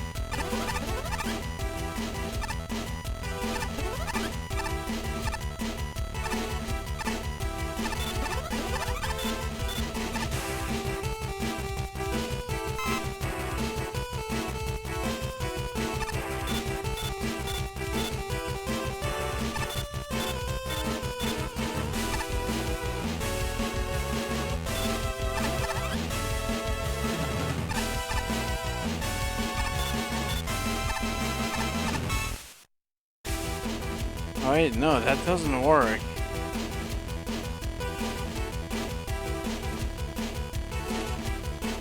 What?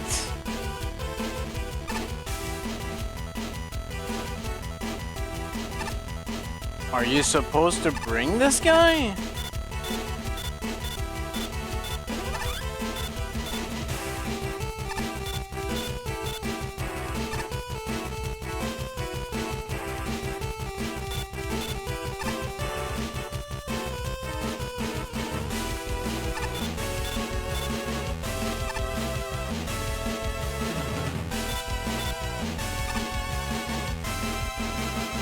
What a pesky little fucker. How do I make you stay there? Because again, a reminder, the thing is, unlike Magma Mold 2, also I just noticed I have a bunch of shit that's disabled. Unlike Magma Mold 2, I don't have anything that really stops enemies, unless Ice Wall works. Which it doesn't.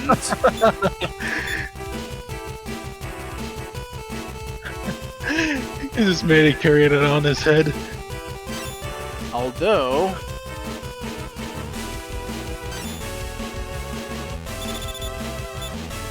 Oh, it just goes No. through him. Ah, okay. Oh, it's all about timing. God damn it. A little bit. Yeah, timing.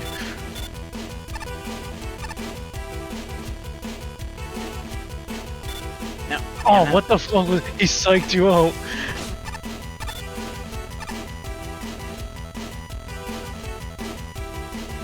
Yeah, it's like once he does that, yeah. Oh, come Stay on. put, man.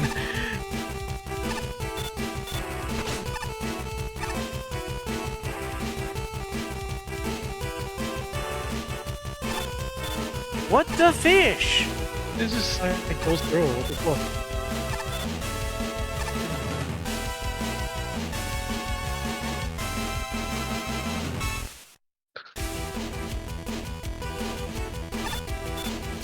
Why? This is clearly what's asked of the player here, isn't it?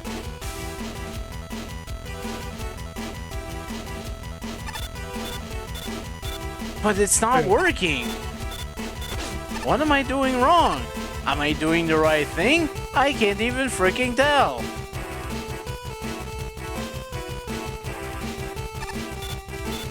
There we go. Shit. Alright, there we go. I'll be careful not to go through the door. There we go. Oh, goodness. jeez. All this for... That was Fucking just token, to yeah. get through all this. Not even God just for the damn. token. That too. Holy Yeah. balls, Johnson, Batman. We're third still ring. not done. Oh, I still have Axe Wall equipped. Way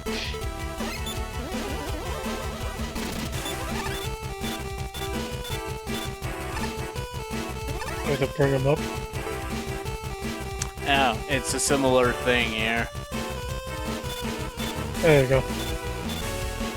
This timing seemed easier this time. Compared to what the hell was that in the last room? Must not let him reach the citadel. The colony can be can be reconstructed, but not a work stored here. And this is gonna be him. Oh, damage boost.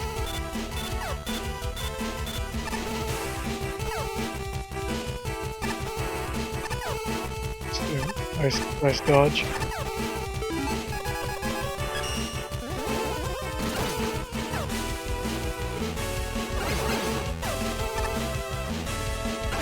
Ah, come on. Okay, the next room has the final token.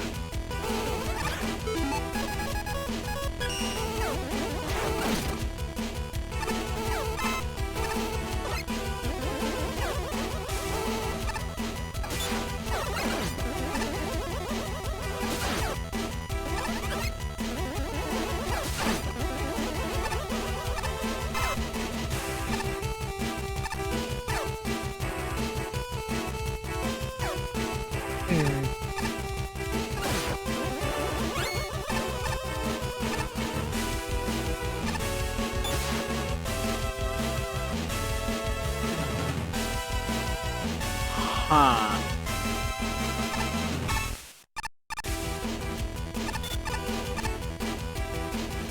And this guy's in reverse.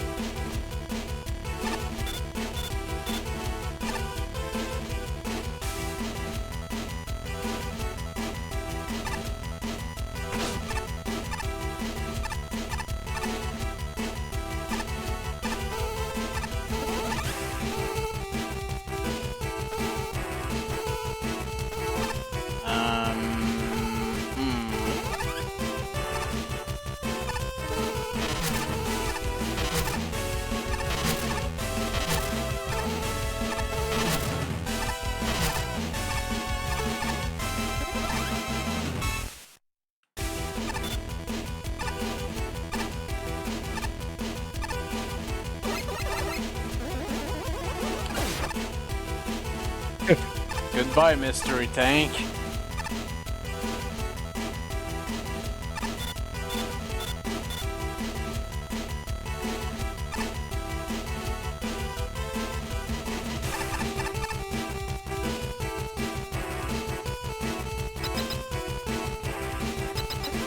Okay, what is the token challenge here?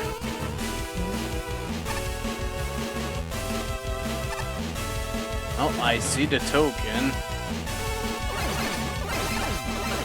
It would be very easy to just skip it and keep going, but... No.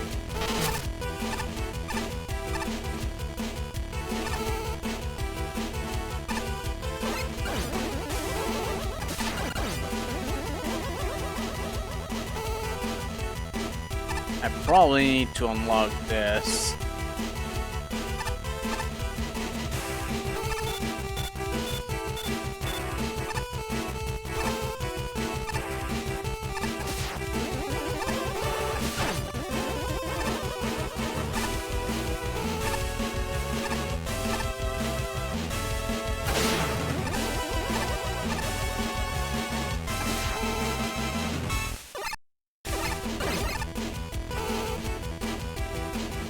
That's a lot of electricity, and yes, we did have to push that thing. Nice. That's all the tokens. No, I just left to pick the level.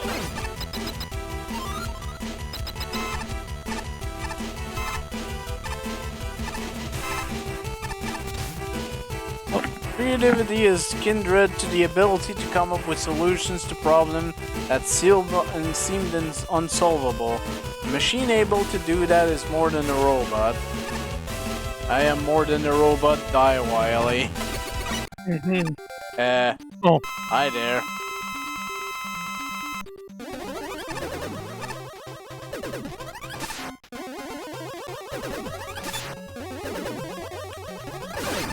I see what you're trying to do. It won't work. Unfortunately, my timing is kind of bad. Yes, it is. But it's just gravity, man. With the Dark Man skin. Alright. At least for now. Maybe once we get to half elf, it's gonna change. Yep, there you go. You asked for it.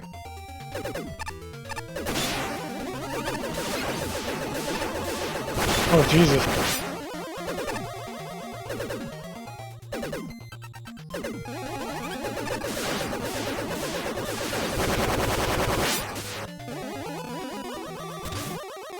Uh-oh. Now you have nowhere to run. We'll stop you at once. Or you or to anyone else. What?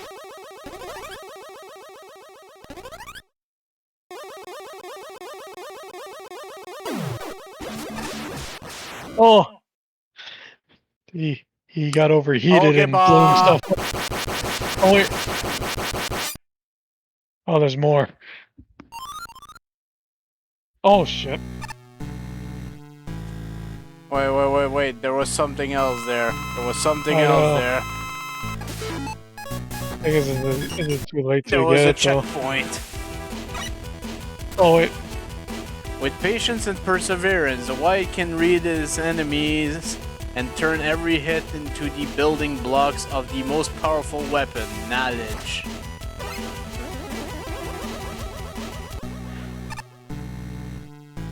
Music.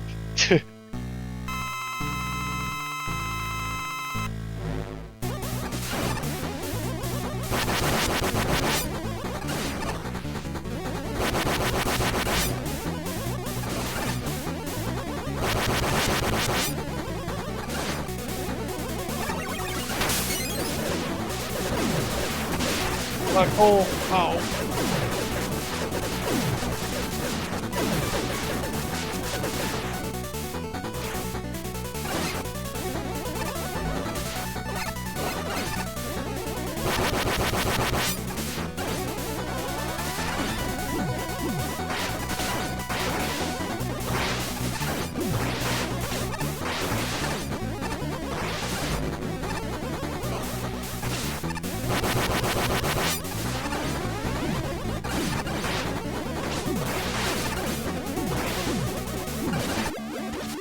Nice. Nicely done, man.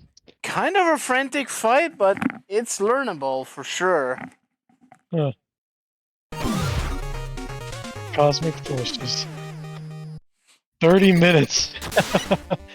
Most of that was mostly the token challenges, honestly. Because I'm pretty sure this stage would have been faster without that, but... And also that one room that just had the mystery tank in it and some lore. Oh, yeah. Alright, well, let's get the judge commentary in for Trailblazer. A puzzle level? In Megaman? No way! That's a bold move.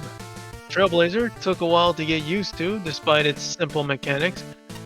However, I once figured it out. It became one of the most pleasantly cerebral experiences in the contest. The variety of its platforming gimmicks make for an interesting scenarios, and the way the player weaves in and out of the space station gives it a decent sense of visual variety. The level's primary draw is its use of gravity flips and entanglement platform. Both are fairly simple, but they get put into excellent use throughout and have a strong sense of difficulty curve. One thing I particularly like is the ability to enter multiple rooms in either gravity, and oftentimes a little ingenuity will get some nice rewards. That being said, I wish there was a visible gravity flip in the pre-boss room. It felt weird to have no telegraph after they were so ubiquitous Ubiquitous. Ubiquitous. Meanwhile, the lightning blocks and the sparking wires are excellent obstacles. Simple, but the platforming challenges were extremely useful. Breaks from the puzzles. I definitely wish there were fewer wires lying around, though they got claustrophobic sometimes. The other thing I appreciate is how the level evolves throughout. Initially, you're dealing with simple entanglement, puzzles, and elect beams with gravity flips introduced fairly quickly. As the level advances, the puzzles grow, introducing Tate Pakun as an enemy and obstacle to spice things up. But what I really liked was the twist on Ushitsu, turning it from a simple enemy to a core puzzling gimmick. This was just the right level of change to keep things interesting without making the gameplay unrecognizable. Top it off with a huge climax room and plenty of checkpoints. This has an excellent design sense once you're used to it. Unfortunately, the boss fights are a little mixed. Sentinel makes a decent platforming obstacle, but as a boss, he's an annoying, overglorified gravity man. The cutscene death in particular felt unnecessary. It would have been more satisfying to take it down myself. Thankfully, Cosmo Man makes up for that. Even if its lore is a bit overbearing, he has a little too much health for my liking. But he makes up for it with entertaining attacks that hit just the right level of challenging, but fair. He's an excellent climax, and I'm glad he's here. I just wish his cohort had better fight.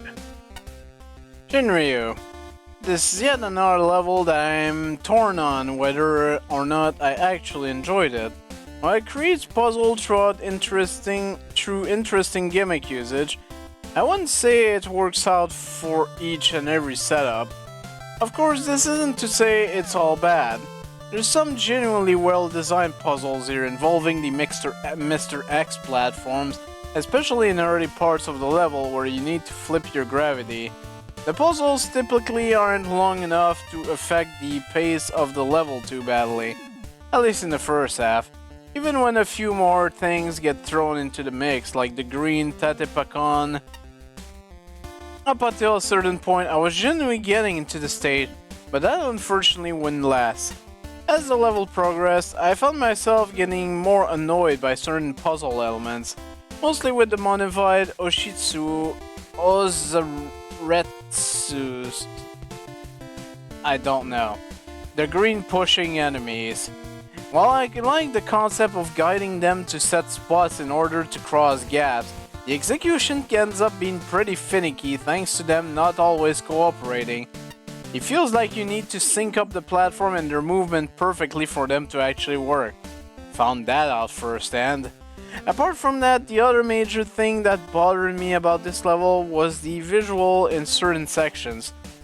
The mostly purple low gravity ones. They've somewhat grown on me since, but during my initial playthrough of the stage, I found the combination of damaged looking tiles and dust blocks to be rather messy. I get that it fits with the general theming of the stage, but I don't think that should compromise how coherent the level looks. Other than that, the rest of the issues I came across were pretty minor by comparison, such as the second token being a bit of a pain to get, since you can't accurately tell where you're landing after a jump during that part, along with the pre-end boss being a bit underwhelming. Speaking of which, Trailblazer Defender essentially plays out like a more difficult version of Gradiman's fight, where he fires off more shots, and is slightly harder to hit thanks to how fast he moves. Funnily enough, I actually found him to be more of a threat than the real end boss. While Cosmo's attacks are visually impressive, they're all relatively easy to avoid, barring his black hole move that he rarely gets to pull out if you take him down quickly. Combined with the boss himself being pretty slow, and all of this made for something of an anticlimax for a stage I already had mixed feelings on. So overall, I guess it was alright. It's certainly an interesting level, but it's definitely not without its faults. Hachi, trail out of this world! Pretty clever use of the seesaw platforms, and I really like the puzzle implementation of those. Even if it can get a bit head scratchy at times, but still overall fun time. I also enjoy the ladder variant of the enemies where you can stay on top of them and they are needed to be escorted to the right place to progress at some point too. Seesaw platforms accomplish the task pretty well. And I even say that this entry does the best at that jab compared to when other entries do this enemy escort concept. Although the split paths can be cleverly hidden sometimes. Sometimes they don't really lead anywhere, or worse, they are endless pits. Paths with the electric vines, as I would call them, don't always stick out as places that you can't pass through. I like the boss fights too. They may look intimidating and have more than one health bar, but their projectiles can be manipulated and give you enough reaction time to dodge them. Overall good work to make them engaging throughout, even with the extended health pool. Fun fact, this is the last entry I played from the randomized judging playthrough order, so hearing Battle Network 4's Save Our Planet theme acting as the finale theme was incredibly fitting. Yeah, I'd say so. It's a good... Despite the qualities, quote-unquote, of Battle Network 4, the final level's theme is actually pretty nice. Which is this level's theme, essentially. Flashman. I know a few players might wish for a skip teleporter. I tried to give them one, I was outvoted. But for me, this is a blast. Long lore heavy field levels have a tendency to implode from over-ambition, but this one never loses sight of its core focus or the player experience. A very manageable selection of enemies and gimmicks, a constant approach to challenge design, and regular checkpoints and power-ups make the 20 to 30 minute completion time fly by. I'm a sucker for sequencing and timing puzzles, and most of the ones here are impressively intuitive, efficient, and foolproof. I'm a fan of tricky platforming too, and gravity flips are used to great effect.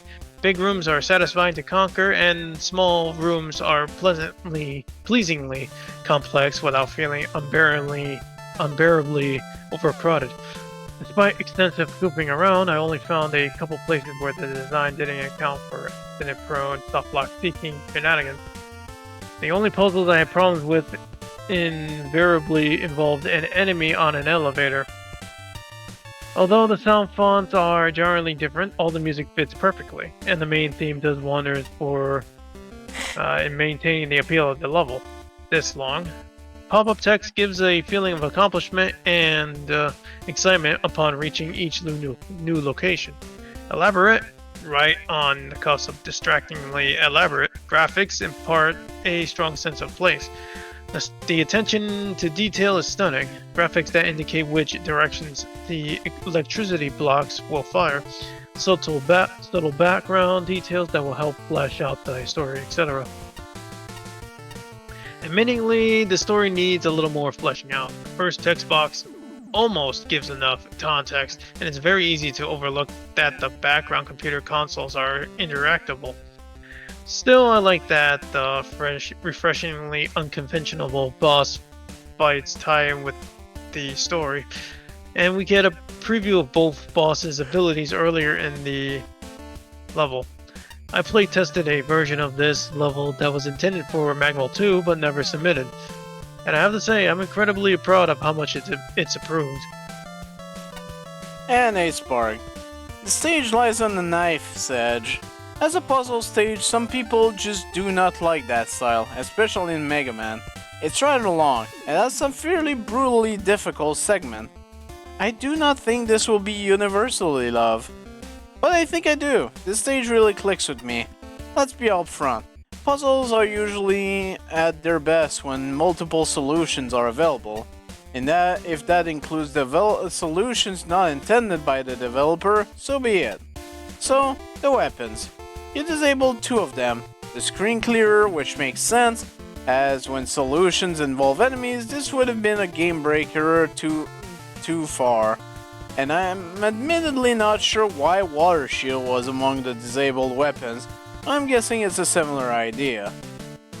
But the rest of the weapons are there. You can in fact break screens in twain and bypass puzzles in this stage, and go about this level including in what I can only assume are unintended manners via slide into passages with Magnet Beam, an ability I've been forced to get good at judging this contest. This is all positive. It shows restraint, that a player can experience the stage how they want. And that might be the biggest boon in garnering of goodwill a level like this can obtain. Many stage in this contest in an effort to have a pure experience as the developer intended, disables utilities, weapons, so the player gets 100% what the developer intended. But here, we have restraint. So I applaud that. Megaman is all about player forging their own path throughout the games. I think the restraint shown by the stage goes a long way for me, and allows me to enjoy this at my own leisure. Oh god, this is a really long one. I think a few areas are a tad too clever by half, and there are more than a few screens that are a tad tedious going into the intended method. This mostly applies to the few rooms that requires a lot of back and forth to clear the solution, and these are often the rooms which felt the most punishing. But the puzzle grokked pretty well for me overall, and weapon use can really help speed through the stage, allowing for this to be fairly replayable. It's not an instant death heavy stage, but enough rooms have pits that death comes easily. And it's otherwise super easy to misjudge jumps, landing often onto those damage cable and your health bar drops pretty quickly. Thankfully the checkpoint placement is rather generous, although the final run to the boss door pushes it, and even on recent visits I often found myself burning an E-tank in the final rooms just to be safe. I actually did not have to do this, Anyways, the atmosphere and that battle network music are top notch, but a little touch could fix a great deal that could have easily otherwise annoyed. Let's say the beams for Enlightenment are much easier to notice ahead of time with the new graphic that they were in the source game, in my opinion. And to end off, let's talk about the bosses. I understand why the Gravity Man edit is there, I think. Trying to lower expectation with a rather intentionally mediocre fight to set up for the final Big Bang. Honestly, I think he slows the game down way too much. It's just too basic for his own good, although the twist that there is gravity manipulator to really speed up the fight is appreciated. He's rather dull and a bit of a sore spot on the stage. And then there's Cosmo Man, what an energy boy. This is everything original, the character, donut steal, roll. Oh, original the character, donut steal, okay, I get it. Rolled into a robot master, and honestly this is a really fun fight. Challenging but not oppressive. Fairly randomized AI without it all feeling like a crapshoot to whether you win or not. Figuring this guy out was a blast, and this edgelord might be one of my favorite fights in the contest. The special effects added to the fight are animated spectacularly, and while some of the drawings of Cosmo are a bit off model, the overall animation and posing package is top notch. Outside of the black hole attack, he's otherwise open to the buster at all times, and the scaling damage dealt to him keeps him from outliving his welcome. This is one of the bosses I went in perfect ran, buster only, a rare thing in fan bosses. A rather grand send-off to the stage leaves a positive impression. I don't know what others will think of this stage, as I do think that this is very much a your mileage may vary stage, but this is honestly one of my favorites. Good job. Well, it's not his top 3 favorites, that's for sure, cause that wasn't up there. But This stage was a bit on the lengthy side, and some of the puzzles were a bit obtuse, but it did have a nice theming. I like the final Battle Network 4 music.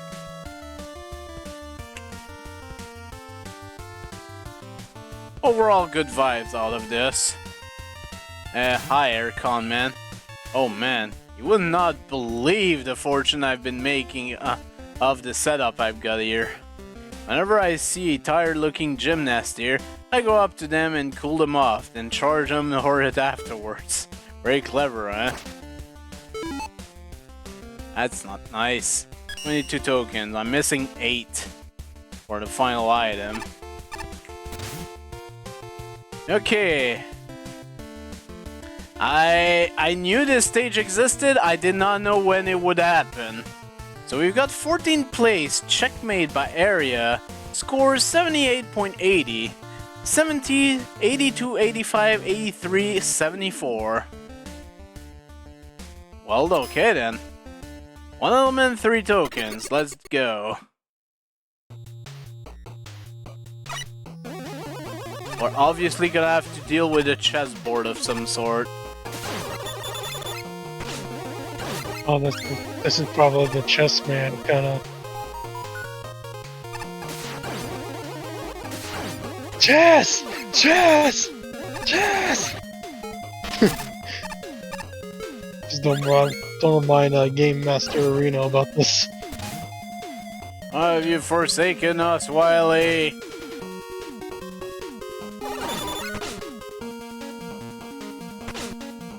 Chess!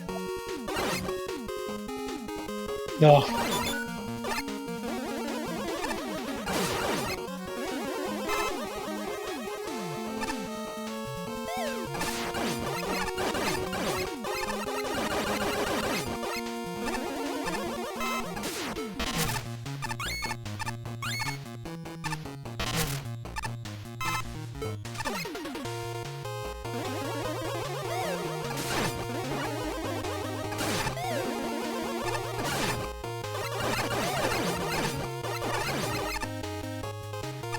Yeah.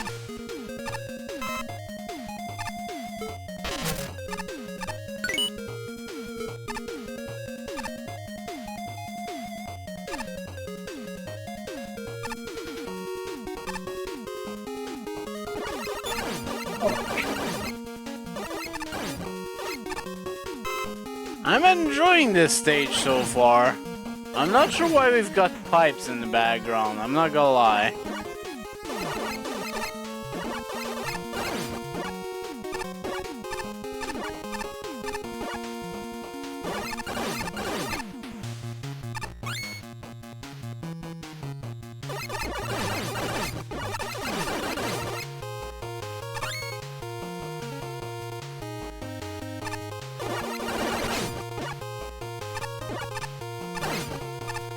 Okay, strange new kind of lyric.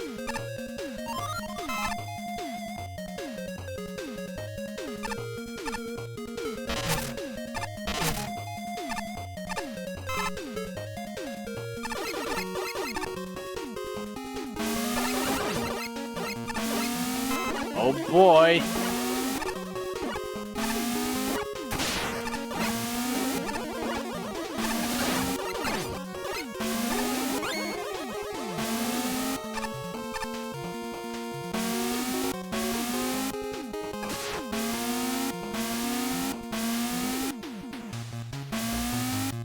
Okay, not too bad of a pattern.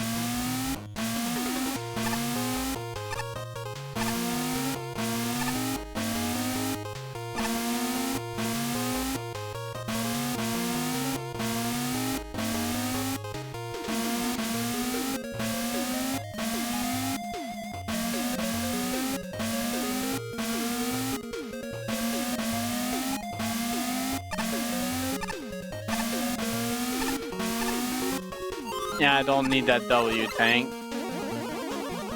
Oh, we got some knights. Chess! Chess! Chess! Chess!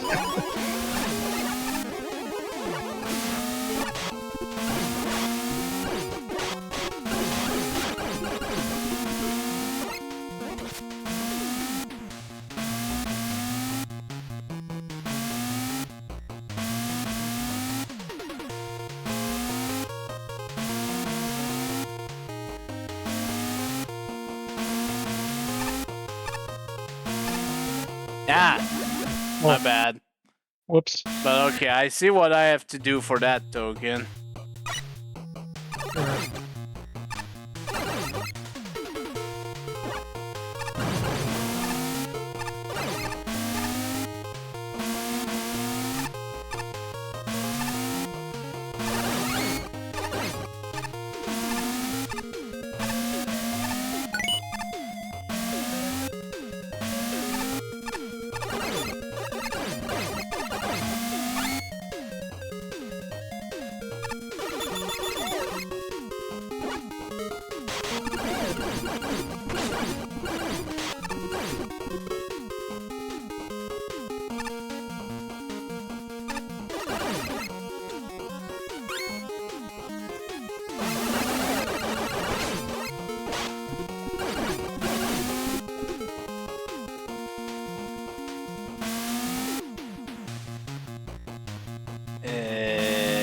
Am I missing something here?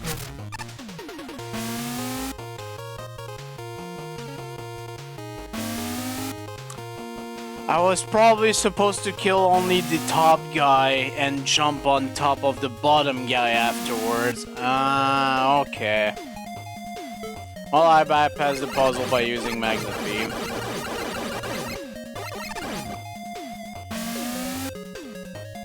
And then almost died for it.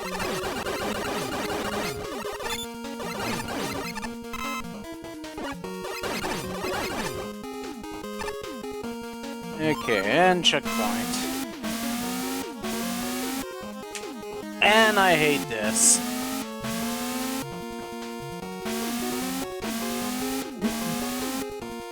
But there is a checkpoint right here, so I might as well try.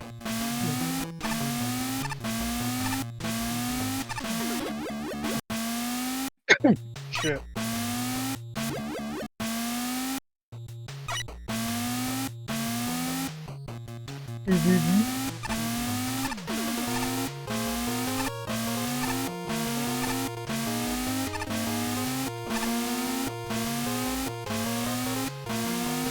Oh my god, this is the intended way to get through the level?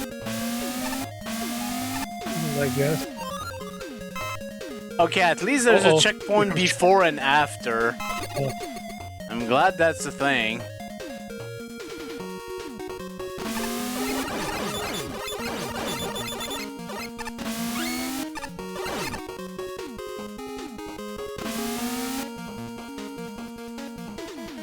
Okay, final token is coming up.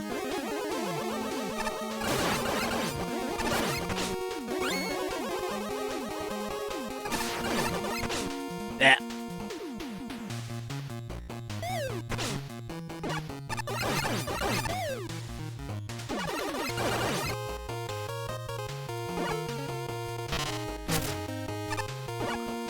I don't see how else you're supposed to get this one, so...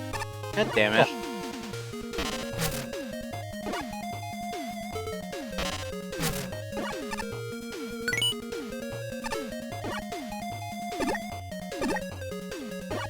He's so sad. Like, get off me.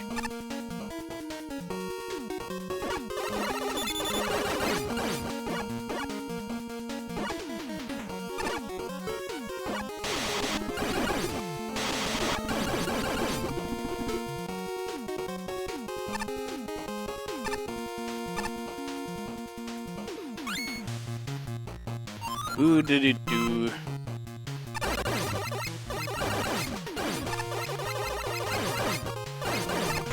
Yeah. Thank God that's a checkpoint.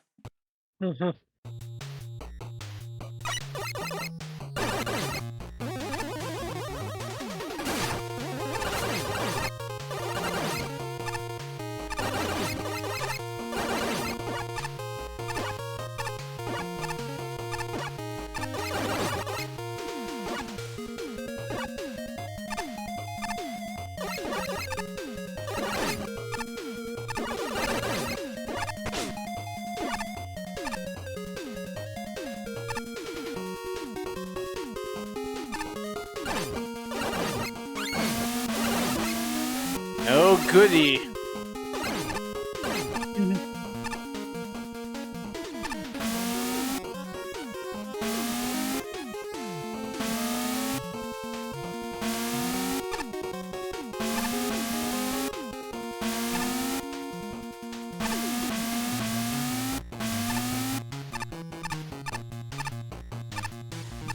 Phew.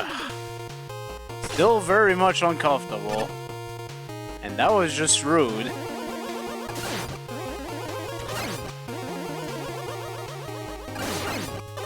Ah.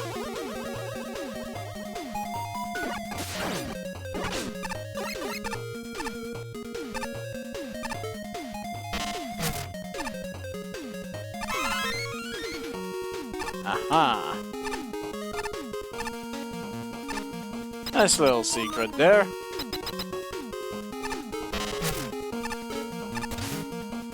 Rookman.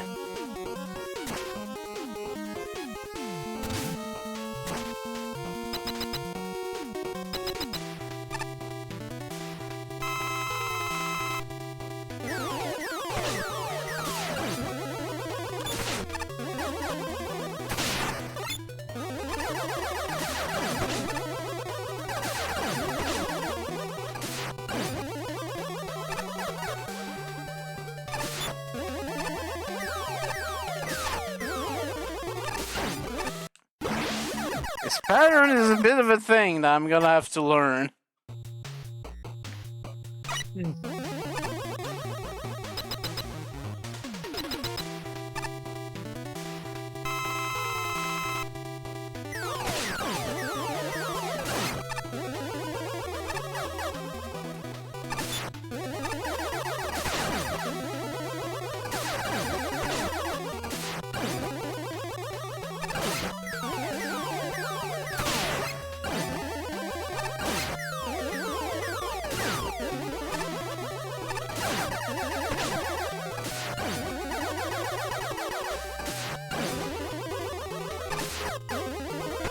Ah.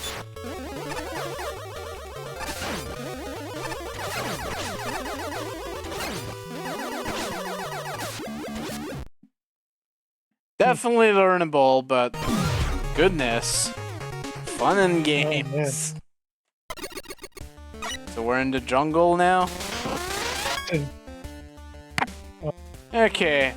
But before we get to the judge commentary, we got a new weapon.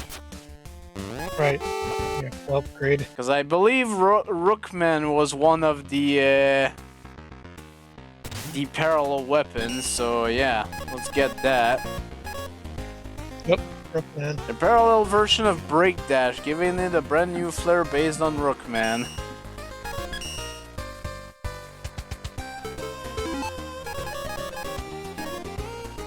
Castle Rush, I'm guessing.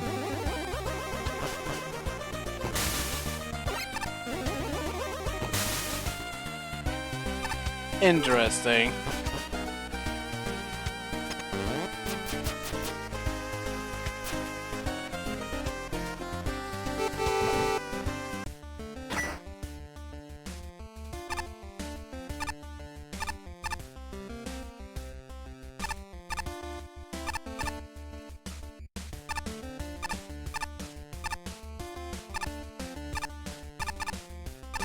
We just gotta get back to the level we were at.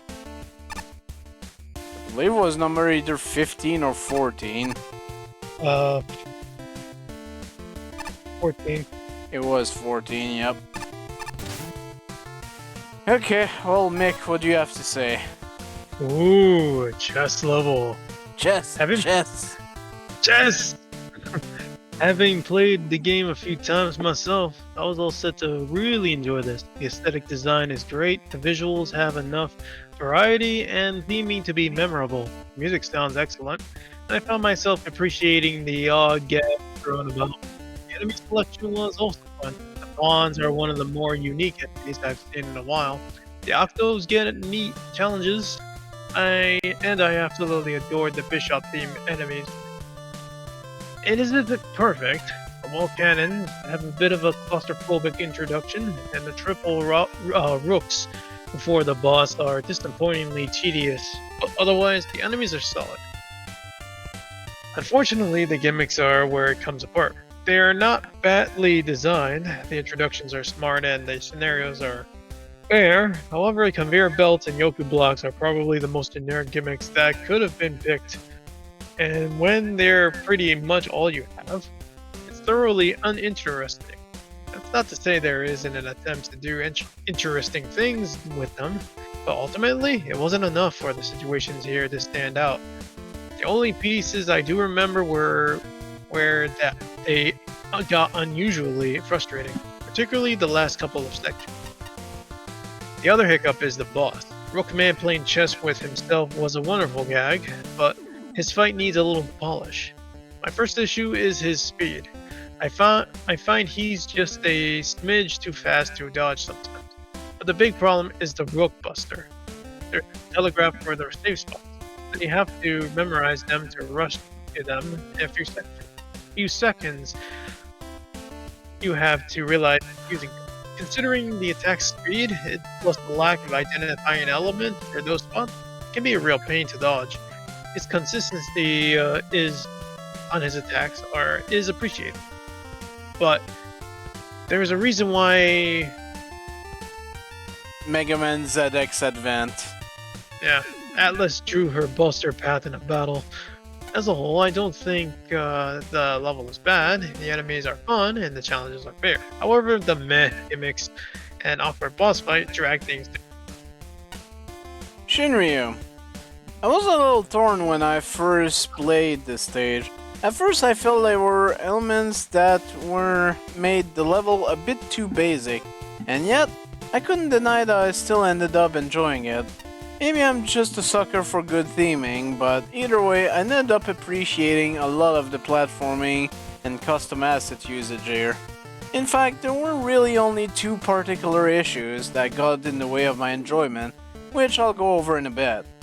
I think my favorite aspect has to be just how focused the stage feels as a whole.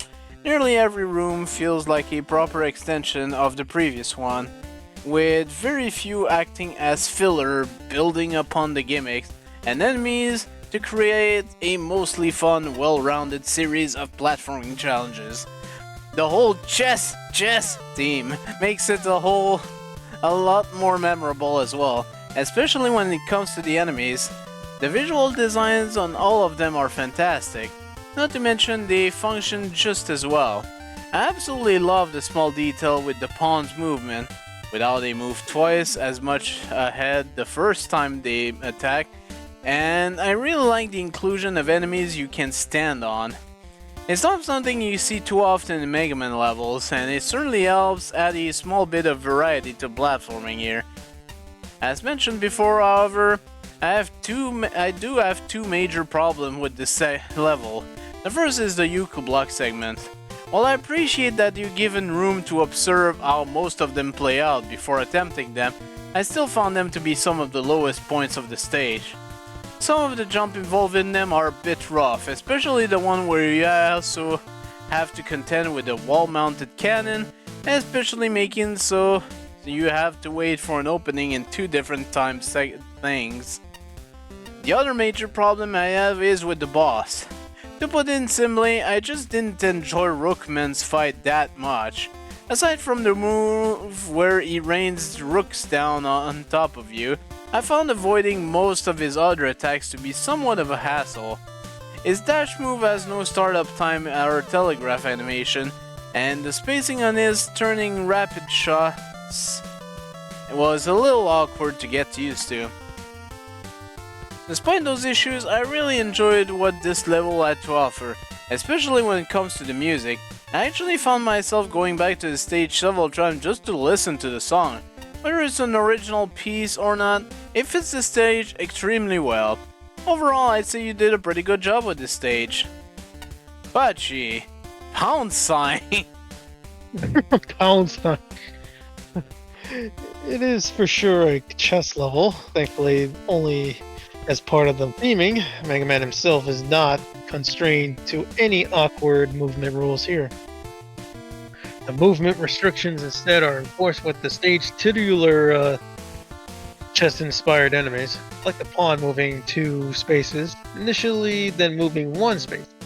Afterwards, the bishop crossings are only moving diagonally. The rook pieces are as very fast field attackers running at incredible high speed, are Another also typo. amazingly and the green guys who go sad when you're standing on them are very cute and funny. Hig! Checkmate. I like how you establish the Yoku block jump timing in the first screen where they Hig showed up Oh my before god. it's being used during actual platforming challenges with real penalties at stake. Always nice to see proper Hig gimmick introductions. Checkpoints are well placed to compensate for the instant death challenges. Even if the Yoku block challenges in this stage are always fair, it is still greatly appreciated. For the Rookman fight, I adored the fact that you're fighting him on a row of 8 blocks, like a chessboard. Though the floor distinction can be quite misleading in terms of trying to avoid some of his attacks. The square wave pattern bullets in particular, other than that, he's an all-around alright boss. Flashman.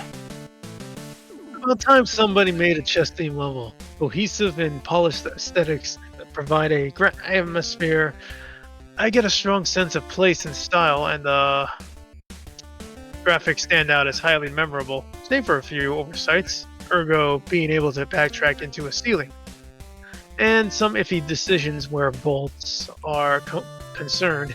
It could convince me this is a Capcom level. Hopefully, crafted enemies are the highlight of the level.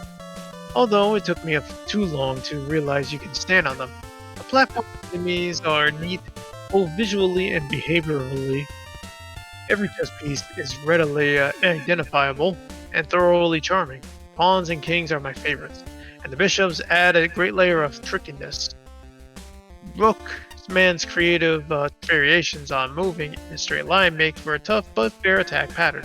All this creativity and attention to detail sets high expectations for the gameplay. And I admit I am somewhat underwhelmed. Conveyors, Yoku blocks, and falling objects are extremely common gimmicks. I won't deny they're handled competently here. I especially appreciate how difficult it is to cheese most Yoku challenges, but they trade the rich potential of this level for stuff that can get anywhere. I would have loved more strategy-oriented challenges, like we start to see in the second half. A custom gimmick directly related to chess, ergo a turn clock that alternatively freezes Megaman and the enemy. And maybe sort of the mini-boss. Still, it's a good level, but it's not quite the level I want it to be. Still, there's a lot I like. For instance, the admittedly cheesable Yoku token, and Yoku plus pawn plus ladder challenge, and a little bit of subtle humor at the beginning and end. And Ace Bar. I feel the reaction to my Sheriffman review in Megaman 2 garnered some criticism, and it's valid, but I think that's because I didn't quite explain why I felt what I did, and why I got the score I did. It probably came across too harsh, and at the end of the day the stage was fun and enjoyable. And since the stage feels very much like that, let's fully explain myself. Tons of effort put into the graphics, and 1 or 2 new enemies that, while some good addition by themselves, do not a novel stage make. By the time I got to review the stage, I had completely forgotten just what things the stage did. A telling issue, seeing how I had already replayed it very recently prior to getting back into judging full on. Since the stage has really cute assets, I do love the chess team enemies, and the few that aren't just straight reskins of that kid enemies here. They are honestly neat, and the reskins are neat too, but especially the new guys that got added. See, I could see the stage fitting in with an official Megaman title, and that's good. It's a reasonably well designed level, and for some people, that's enough. Hell, Even by the context on this contest, it's ahead of the curve. But of that theoretical Megaman game, I feel this stage would have land firmly in the middle of the pack. Neither the stage everyone loves, or the stage everyone hates. Just yet another stage in the game that plays everything safe. And that's my big issue here. It's overall a solid stage, but it plays it way too safe. The two stage gimmicks, Yoku blocks and conveyor belts, are the very poster child of playing it safe.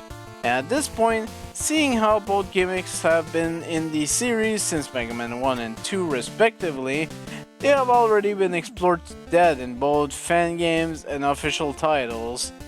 These are stage hazards that are used alongside other hazards as garnish, not the main meal.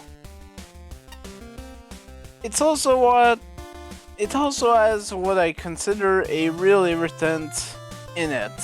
It's a one-trick pony in regards to the Yuko Blocks gimmick, and the whole wait to jump until just before it vanishes Yoku Block. It has a real fetish for this setup, and it quickly wore out its welcome.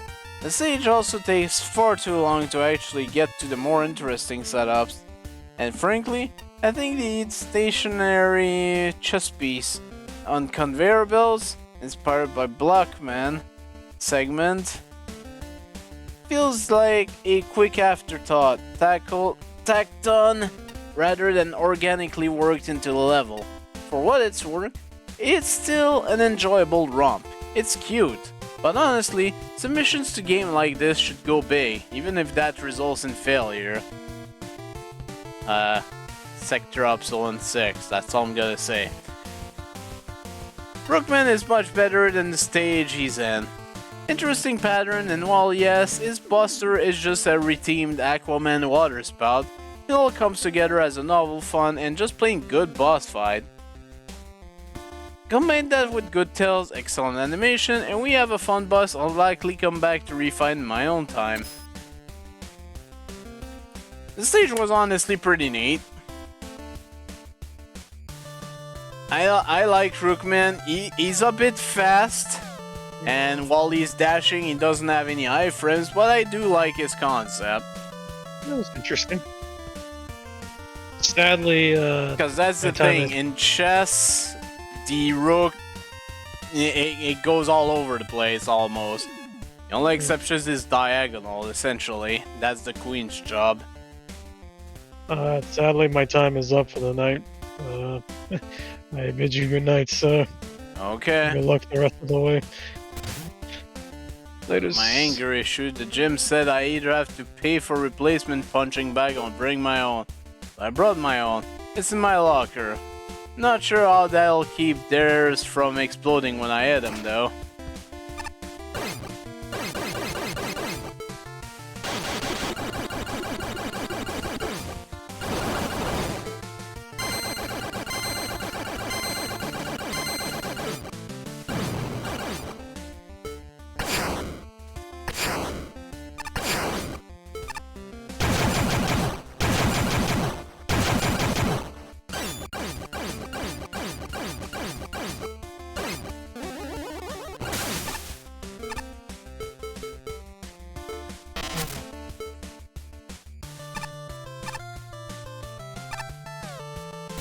Okay, oh shit, there's the what I think is gonna be the last of the parallel weapons. Mafia Man's Gambling Palace by Zigums scores 79 on the dot.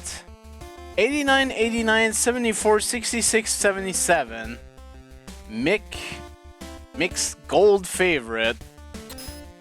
So that was his #1 stage, I guess. One element, 4 tokens. Let's see. Oh shit, I know this song.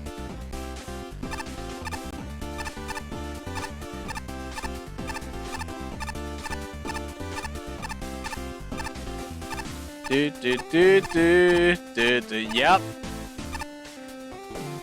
It's Sainijima's palace from their Persona 5. Been expecting you. The boss knew you were coming, so the palace is on high alert. But us Joe are exactly the loyal type. We used to have something to, let's say, bribe us with something like the ship you just walked past. However, might get a little more cooperative. Don't cry towards into any trouble though. Our sensors are state of the art. Get caught and you'll be in a world of hurt. Capiche? And you can't actually stand on those.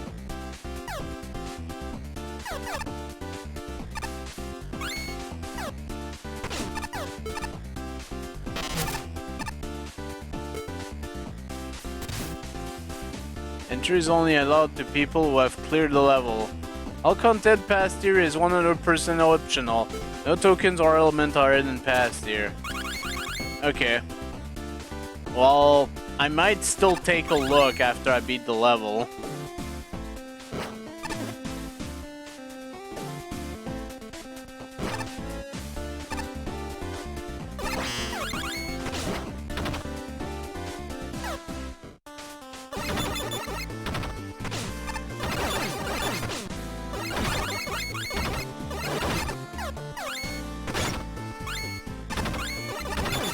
Oh, they're not messing around. Holy shit.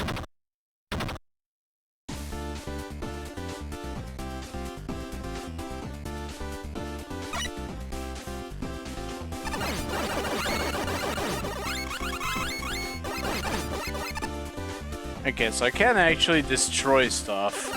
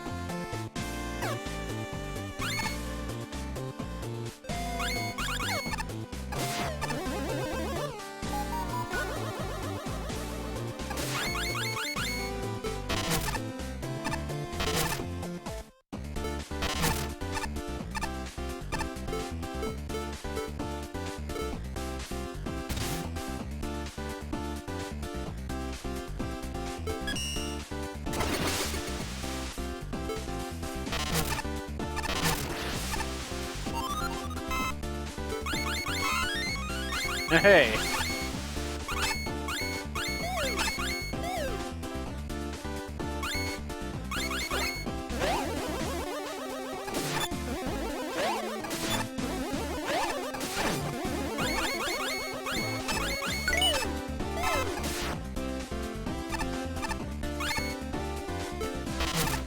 Oh, they do come back, okay. I wasn't sure.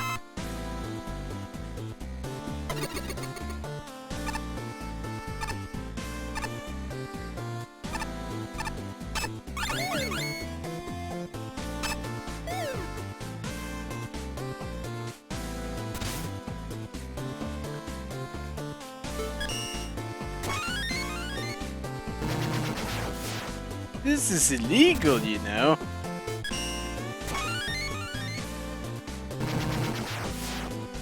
All fish.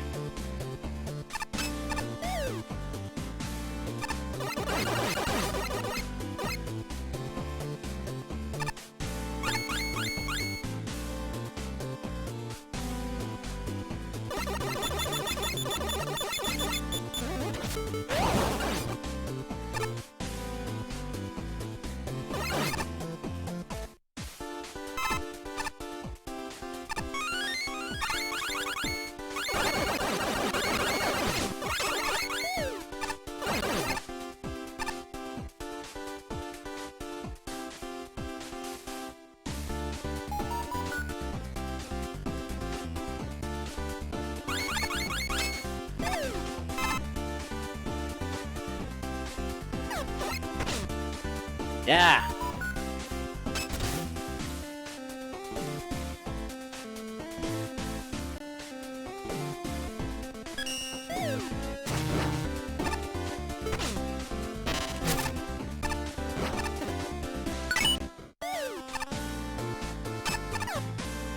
It probably would have been easier, but whatever. I'm gonna keep my chips for something else.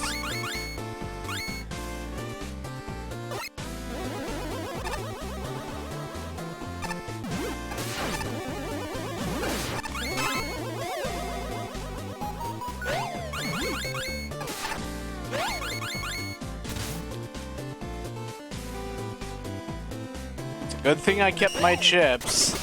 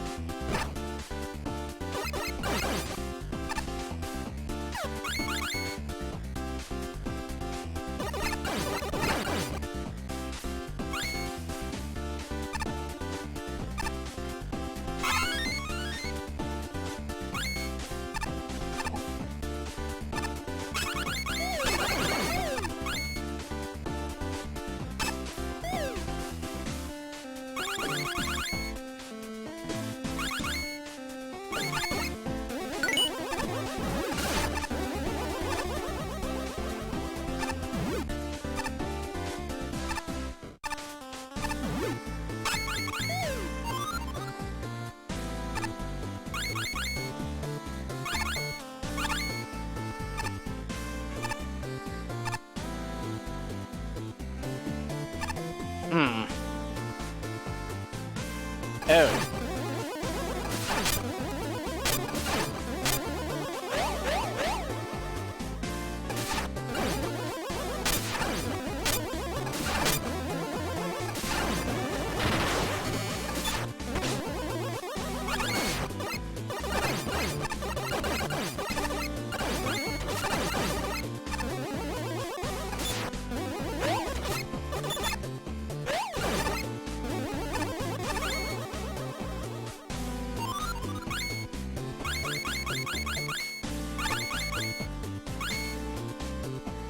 What's over here? Another win big.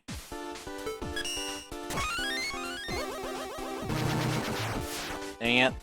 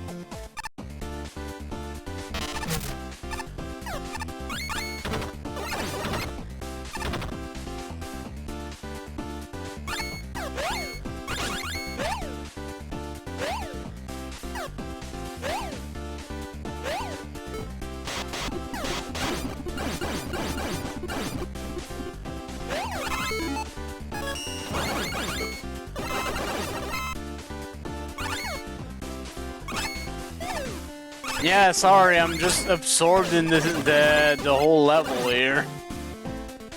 I am enjoying this a lot.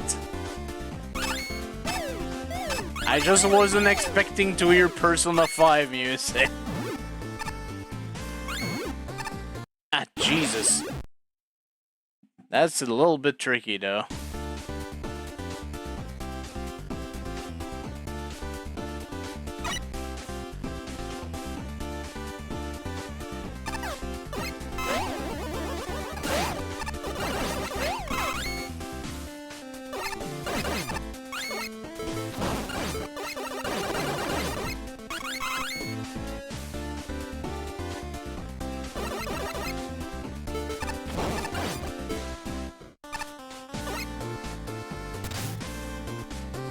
You know what?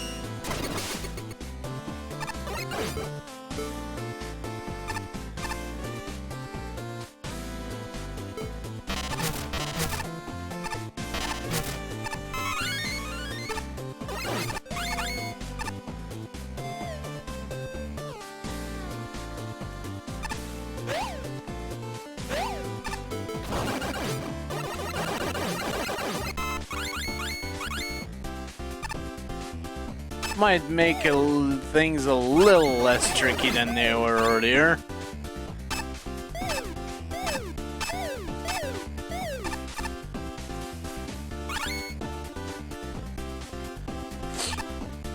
Okay.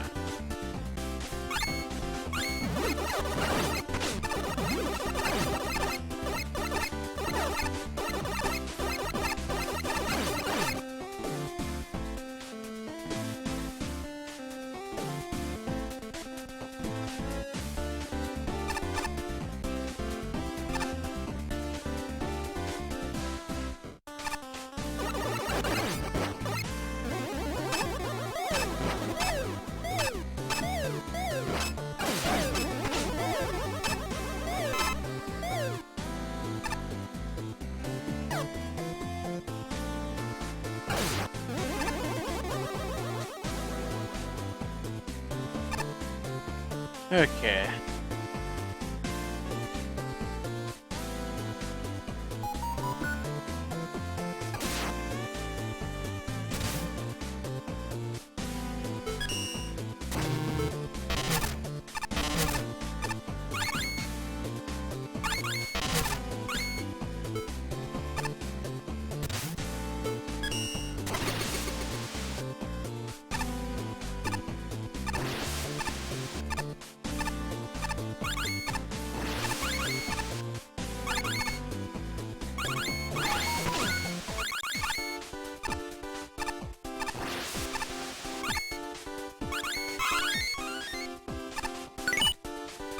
No token. Oh, I've got max chips.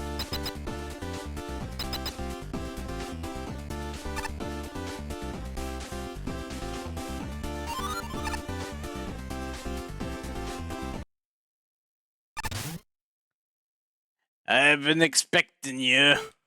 Been causing trouble since you showed up.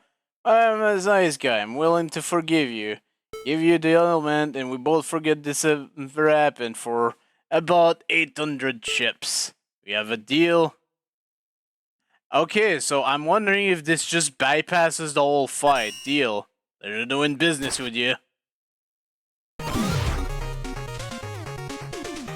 Yeah, I'm guessing if you didn't give the money, you would have to fight. You would just have to fight the Mafia Man. I'm kinda curious how his boss fight would go. Guess I'll find out in the arena.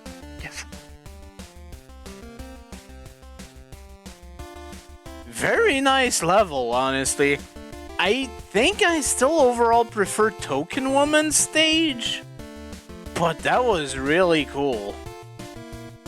I like the idea of being able to bypass some of the challenges by paying the additional chips from the level itself.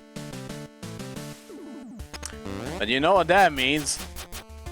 That means we got access to the final parallel weapon here.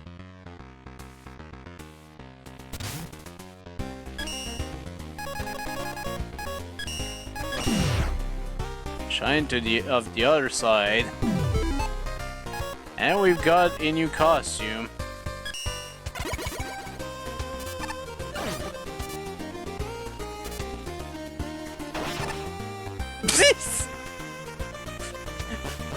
Interesting. We unlock a costume from this. Oh. It's goddamn Quint.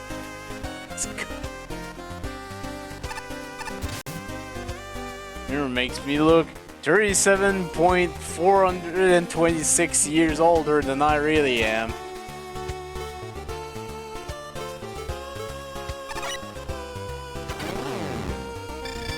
It's just a garden with a wheel.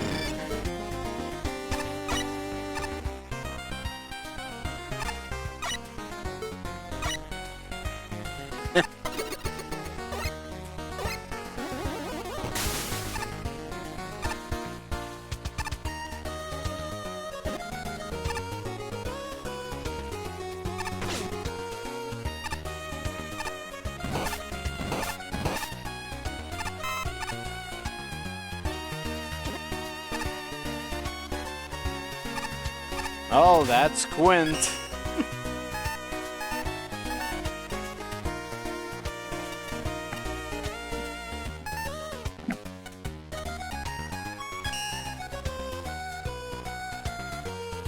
Or bringing back the dog.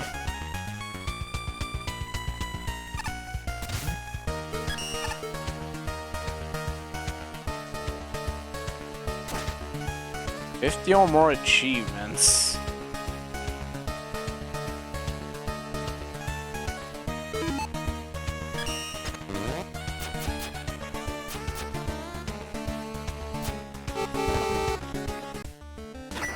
Well, I did not expect that the two final altar weapon would be one level after the other. I thought maybe it would be around the end of the final tier. But here we are. And I guess unfortunately I'm alone to read the commentary, so be prepared as I probably strain my voice to oblivion. But I'm looking forward to see the commentary from Meg here, since this was apparently his favorite level. Okay, this is great. I didn't expect a level that encouraged video game kleptomania quite this much, but holy carp, this ever deliver. If my gold star isn't any indication, I love this level. The whole bribing Mafia Joes with their own money is both genuinely unique and downright hilarious, and it's combined with the— oh god, we have a lot of text here. It's combined with a stealth mission that's equal parts unexpected yet appropriate. Best part? The level design is strong and the core team starts from start to finish. This was just a blast to play. The meat of this gambling palace is the gimmickry. The chip currency is a beautiful way to create variable difficulty, on top of level pieces that actually interact with the weapons. It's also thematically appropriate with the tokens, and the rigged wily wheels gave me a chuckle. The stealth side works alright, with the only exception being right after the first checkpoint. That spot isn't bad, but the inability to bribe anyone is a slight downer. The chandeliers are also useful, being a simple platformer gimmick that acts in between the crazy stealth. They're combined occasionally, but it's usually smaller stuff with simpler cameras, which I think works better than trying to make a massive melting pot at the end. That would have been way too much at once. This is seasoned by a solid enemy set, particularly the poker mats and bunny mats. They're simple but oh so interesting at bolstering the levels design. Platforms that explode into enticing goodies? Numetal-like slime that makes you slippery? All while surrounded by cameras? Yes, this works amazingly well with the stealth concept, making them more than just obstacles. The flying dice and dealer Joes were respectable obstacle, building on their strength in subtle ways with proper positioning. Though I can't say I like the dice shooting you off screen. In general, this is a solid set of toys and the level does an excellent job balancing these elements. Unfortunately, nothing's flawless, not even your favorites. On the lesser end of things, the purple Brightman platforms and the slot machine enemies are duds. The slot machine might surprise you at first, but once you know it's there, it's really easy to spot and kill, especially when the stage is in attack mode. And the Brightman platform seems to be glitch? I have no idea how the bounce is supposed to work, and even then it's largely a non-factor compared to everything else, except for when it kills you for no reason.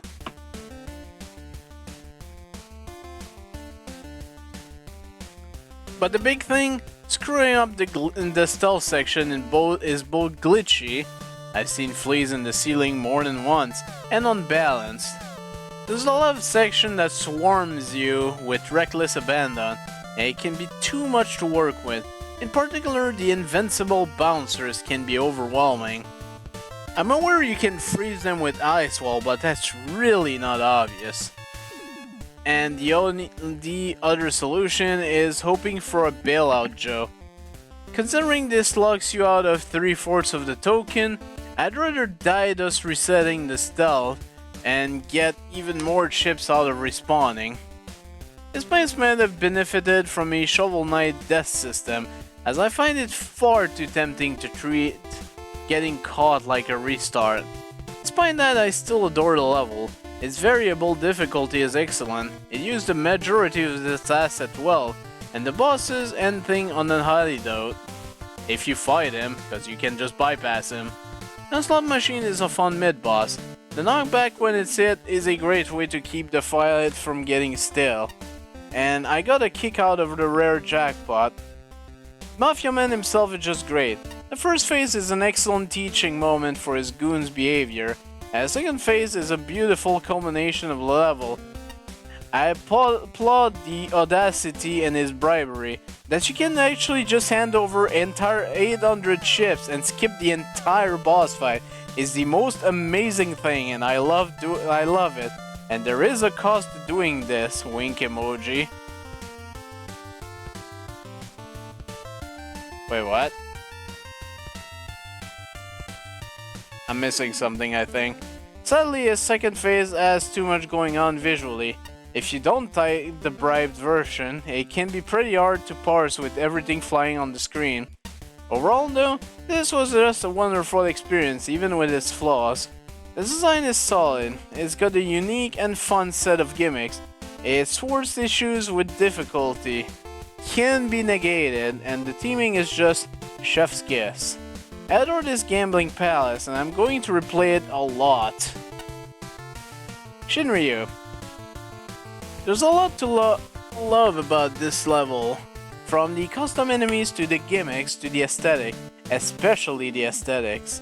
It's easily one of the best looking levels I've seen in a long time, not to mention the stage itself plays out really well too. Although, I will say, for as nice as things looks in this level, they might be a bit too detailed. Admittedly, I suffer from a bit of visual overload in the first time I played the stage, and I couldn't really identify where the tiny chips were sometimes.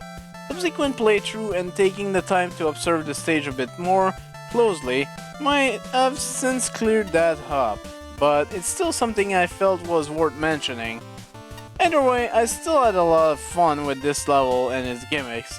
The option to pay off NPCs and even the main boss is really unique, and when coupled with the whole sensor alert system, it gives the stage a good amount of replayability. It's worth noting that dying seems to reset any deals you've made with the Joes. While this isn't necessarily a good thing, it ends up not mattering much thanks to the level being pretty generous with handing out chips. I had to actively go out of my way to waste them on the roulette minigame for me to be short on any of the bribes, but even then I managed to find a way to skip the last one, via climbing the room with the magnet beam. Other than that, I'd say the only thing I really didn't care for at this stage is the arcing platforms. Mainly, it's because of the larger one bounces you up slightly when they reach the end of their path, which only serves to make jump a bit more finicky, and sometimes they don't even bounce you at all. Otherwise, the stage is incredibly well put together, with a highly entertaining fight at the end. Mafia Man himself, relying on his henchmen for most of the work, is a great detail here, even more so in the second phase, which you can even nerf with the final bribe. This is one of the few stages I can see myself going back and playing over and over again, just because of how much the core gimmicks affect things. Overall, amazing work. I was not sure what that word was, because it was obscured by the exit sign. Pachi. Shady Sparkling Grounds. Coincidentally, there were a few casino teams submitted for this contest.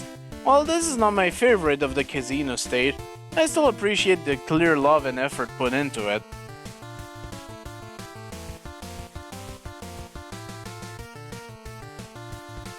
The currency system is neat. I like the application of the bribery system used along with it, where it's really only necessary if you want some part of the level to be made easier. One exception is when the tokens are involved, but they are optional collectibles. It's also funny that you can skip the boss entirely with it if you choose to. I'm not really a fan of is the alert thing. Once you get caught, there seems to be no way to make it stop except for dying. It makes the stage so much harder with sentries gunning you down and the spongy guard enemies dealing insane damage to you. Worst of all, the bribable Joes become unfriendly as well, so the other unique mechanic of the stage is completely nullified. It's just better to force respawn once you get caught to avoid the asshole. Other than that, the theming is aesthetically pleasing. The stage is colorful and flashy but still retains enough shadiness to it. The Wily statues are quite hilarious and the bunny mats are absolutely adorable. The only gripe I have is that sometimes the graphics can be misinterpreted, like with the roulette wheel being in the foreground that can be mistaken as an opening to the ground. The highlight of the stage for me is the fight with Mafia Man. I quite like his design and his fight. They are a bit slow paced, which is a nice contrast to how most Robot Master fights of the contest tend to go. I also appreciate the telegraphs to each of the attacks. Kinda wish I had seen the boss at this point, but oh well. Flashman.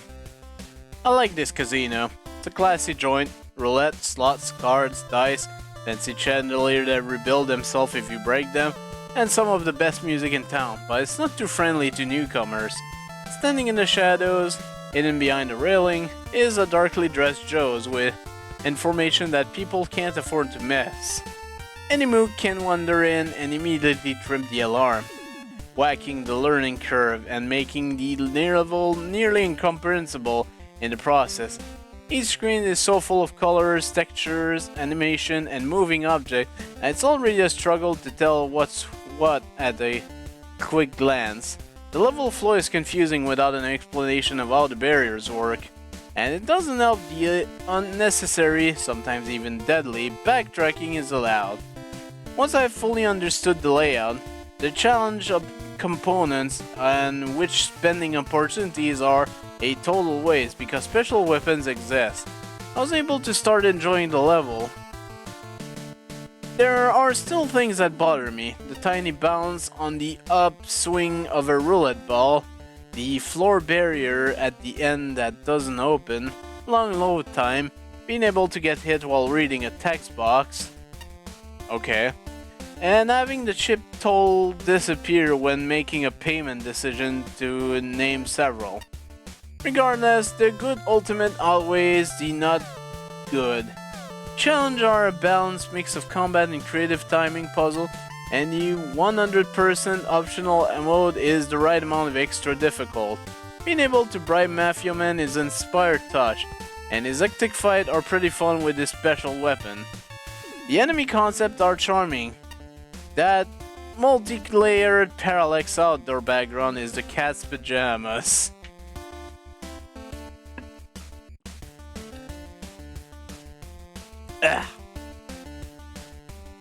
I need to check that 100% optional mode. Ace part. The stage was very messy, both visually and gimmickly, but it was an awful lot of fun. A lot of care was put into this level, but at the same time, it's rather slapdash and all over the place. It couldn't focus on anything core. There are far too many enemies, gimmicks, both in quantity and type. Everything really. It seems every ID you had hit the table. The stage manages to somehow pull it off regardless. The graphics are one of the bigger problems areas for me, and it ended up hurting the gameplay. Let's get one thing straight. The actual sprite work is very good. Enemies are well animated and the line work is top notch. There is a lot of little minor details such as expressions and graphical flares, but it also ends up a real mess. It's often hard to tell what you're looking at, which leads to a fair bit of confusion on just what you're supposed to be standing on and where. And the level is so colorful that enemies and important assets start to blend in with everything. It also results in several cheap hits and even the occasional death, which is further exasperated when the alarms get set off. Things such as the falling lights continue to have a nice casual ramp up in difficulty. Also of the aesthetic problems, I think the level's alarm system is super creative and well introduced, but the best part of the stage is the bokeh chip mechanic. It offers some very unique and creative setups and is a novel way of implementing side paths. Several stages in the contest feel let down by multiple rules, but this works for me. And I also love the fact that, yes, this even applies to the boss. Bribing the boss to ensure an easy victory? Okay, that was good. I laughed hard when it actually worked. Speaking of Mafia Man, when I did get around to fight him, it was pretty damn good. Many bosses fall to the trap of not justifying their enlarged layout bar, while Mafia Man's phase felt relevant. The checkpoint is appreciated and shows some good consideration for the players who aren't too great at boss battles. Hell, he might be one of my top bosses of the contest. Overall, if this was less of a mess, we'd have a contender for one making an absolutely awesome Megaman level. It's not far off to nailing everything and ultimately landing as one of my favorites, but just a few things let it down. Still, let's say it's pretty damn good in spite of its issues. Yeah, this level was pretty awesome. I'm actually going back in because there is that optional path. And I'm curious what it's all about, so let's find out.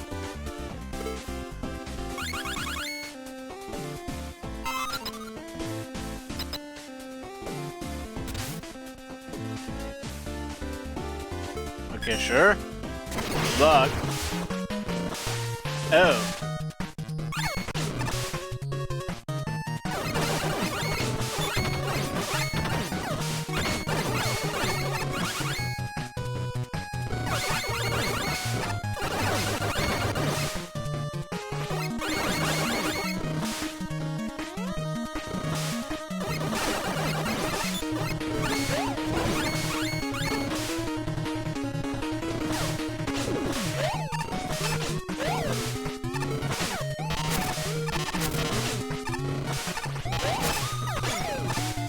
Okay, seriously? Wow, this is a bit much.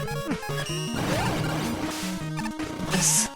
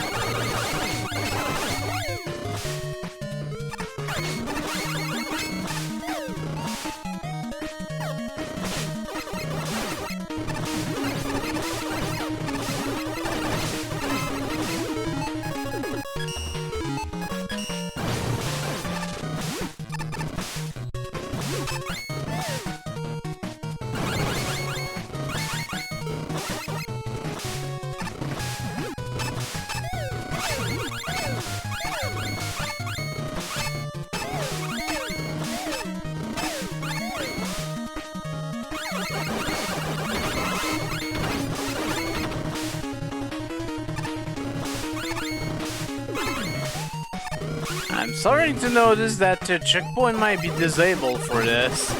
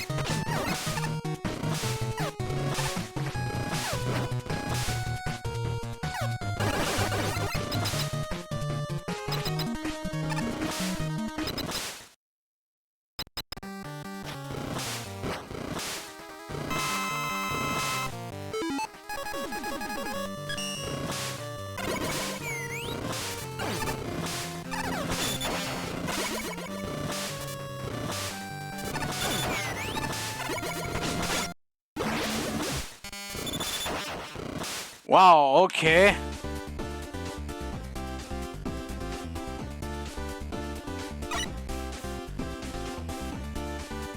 So essentially you have to speedrun the level, and you can't even bypass the final guy.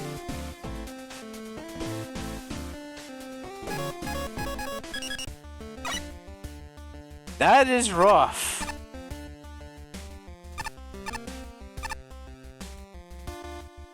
I'm hoping there's not actually anything meant for completion behind this, cause I don't know, man.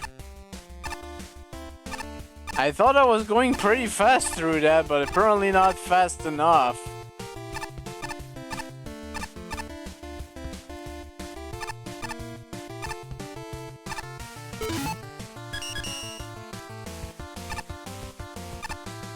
Now, unfortunately, we're back at a point of I would like to continue, but it's past midnight. My voice is shot.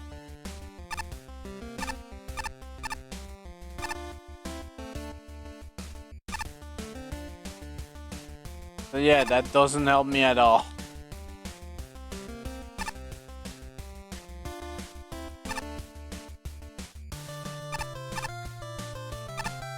And there's Hunter Woman. Such artificial places. Seek to grow as strong. Why you do so in a building full of machines? One should try directly from nature. Climbing trees, swimming up waterfall, and wrestling bears. The dummies that fight back are clever though, I'll give them that. They...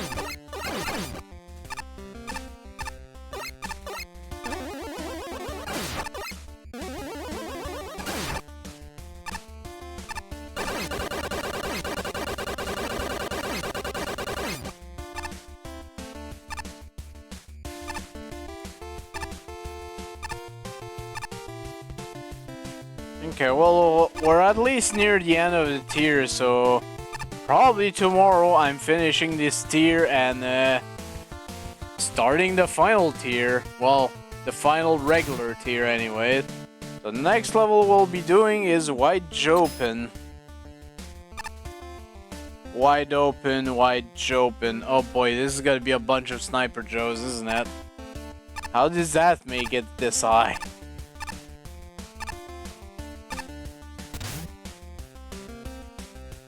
Well, clearly I'm missing something, cause yeah, Flashman really liked this one apparently, and otherwise the average is all in the 70s.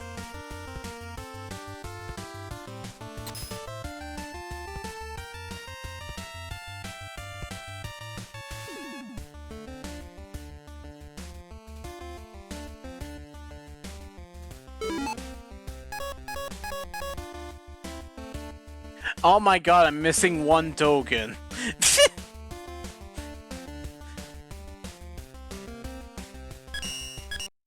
So you need 480 tokens total to get all the items in the from Magic Man, essentially.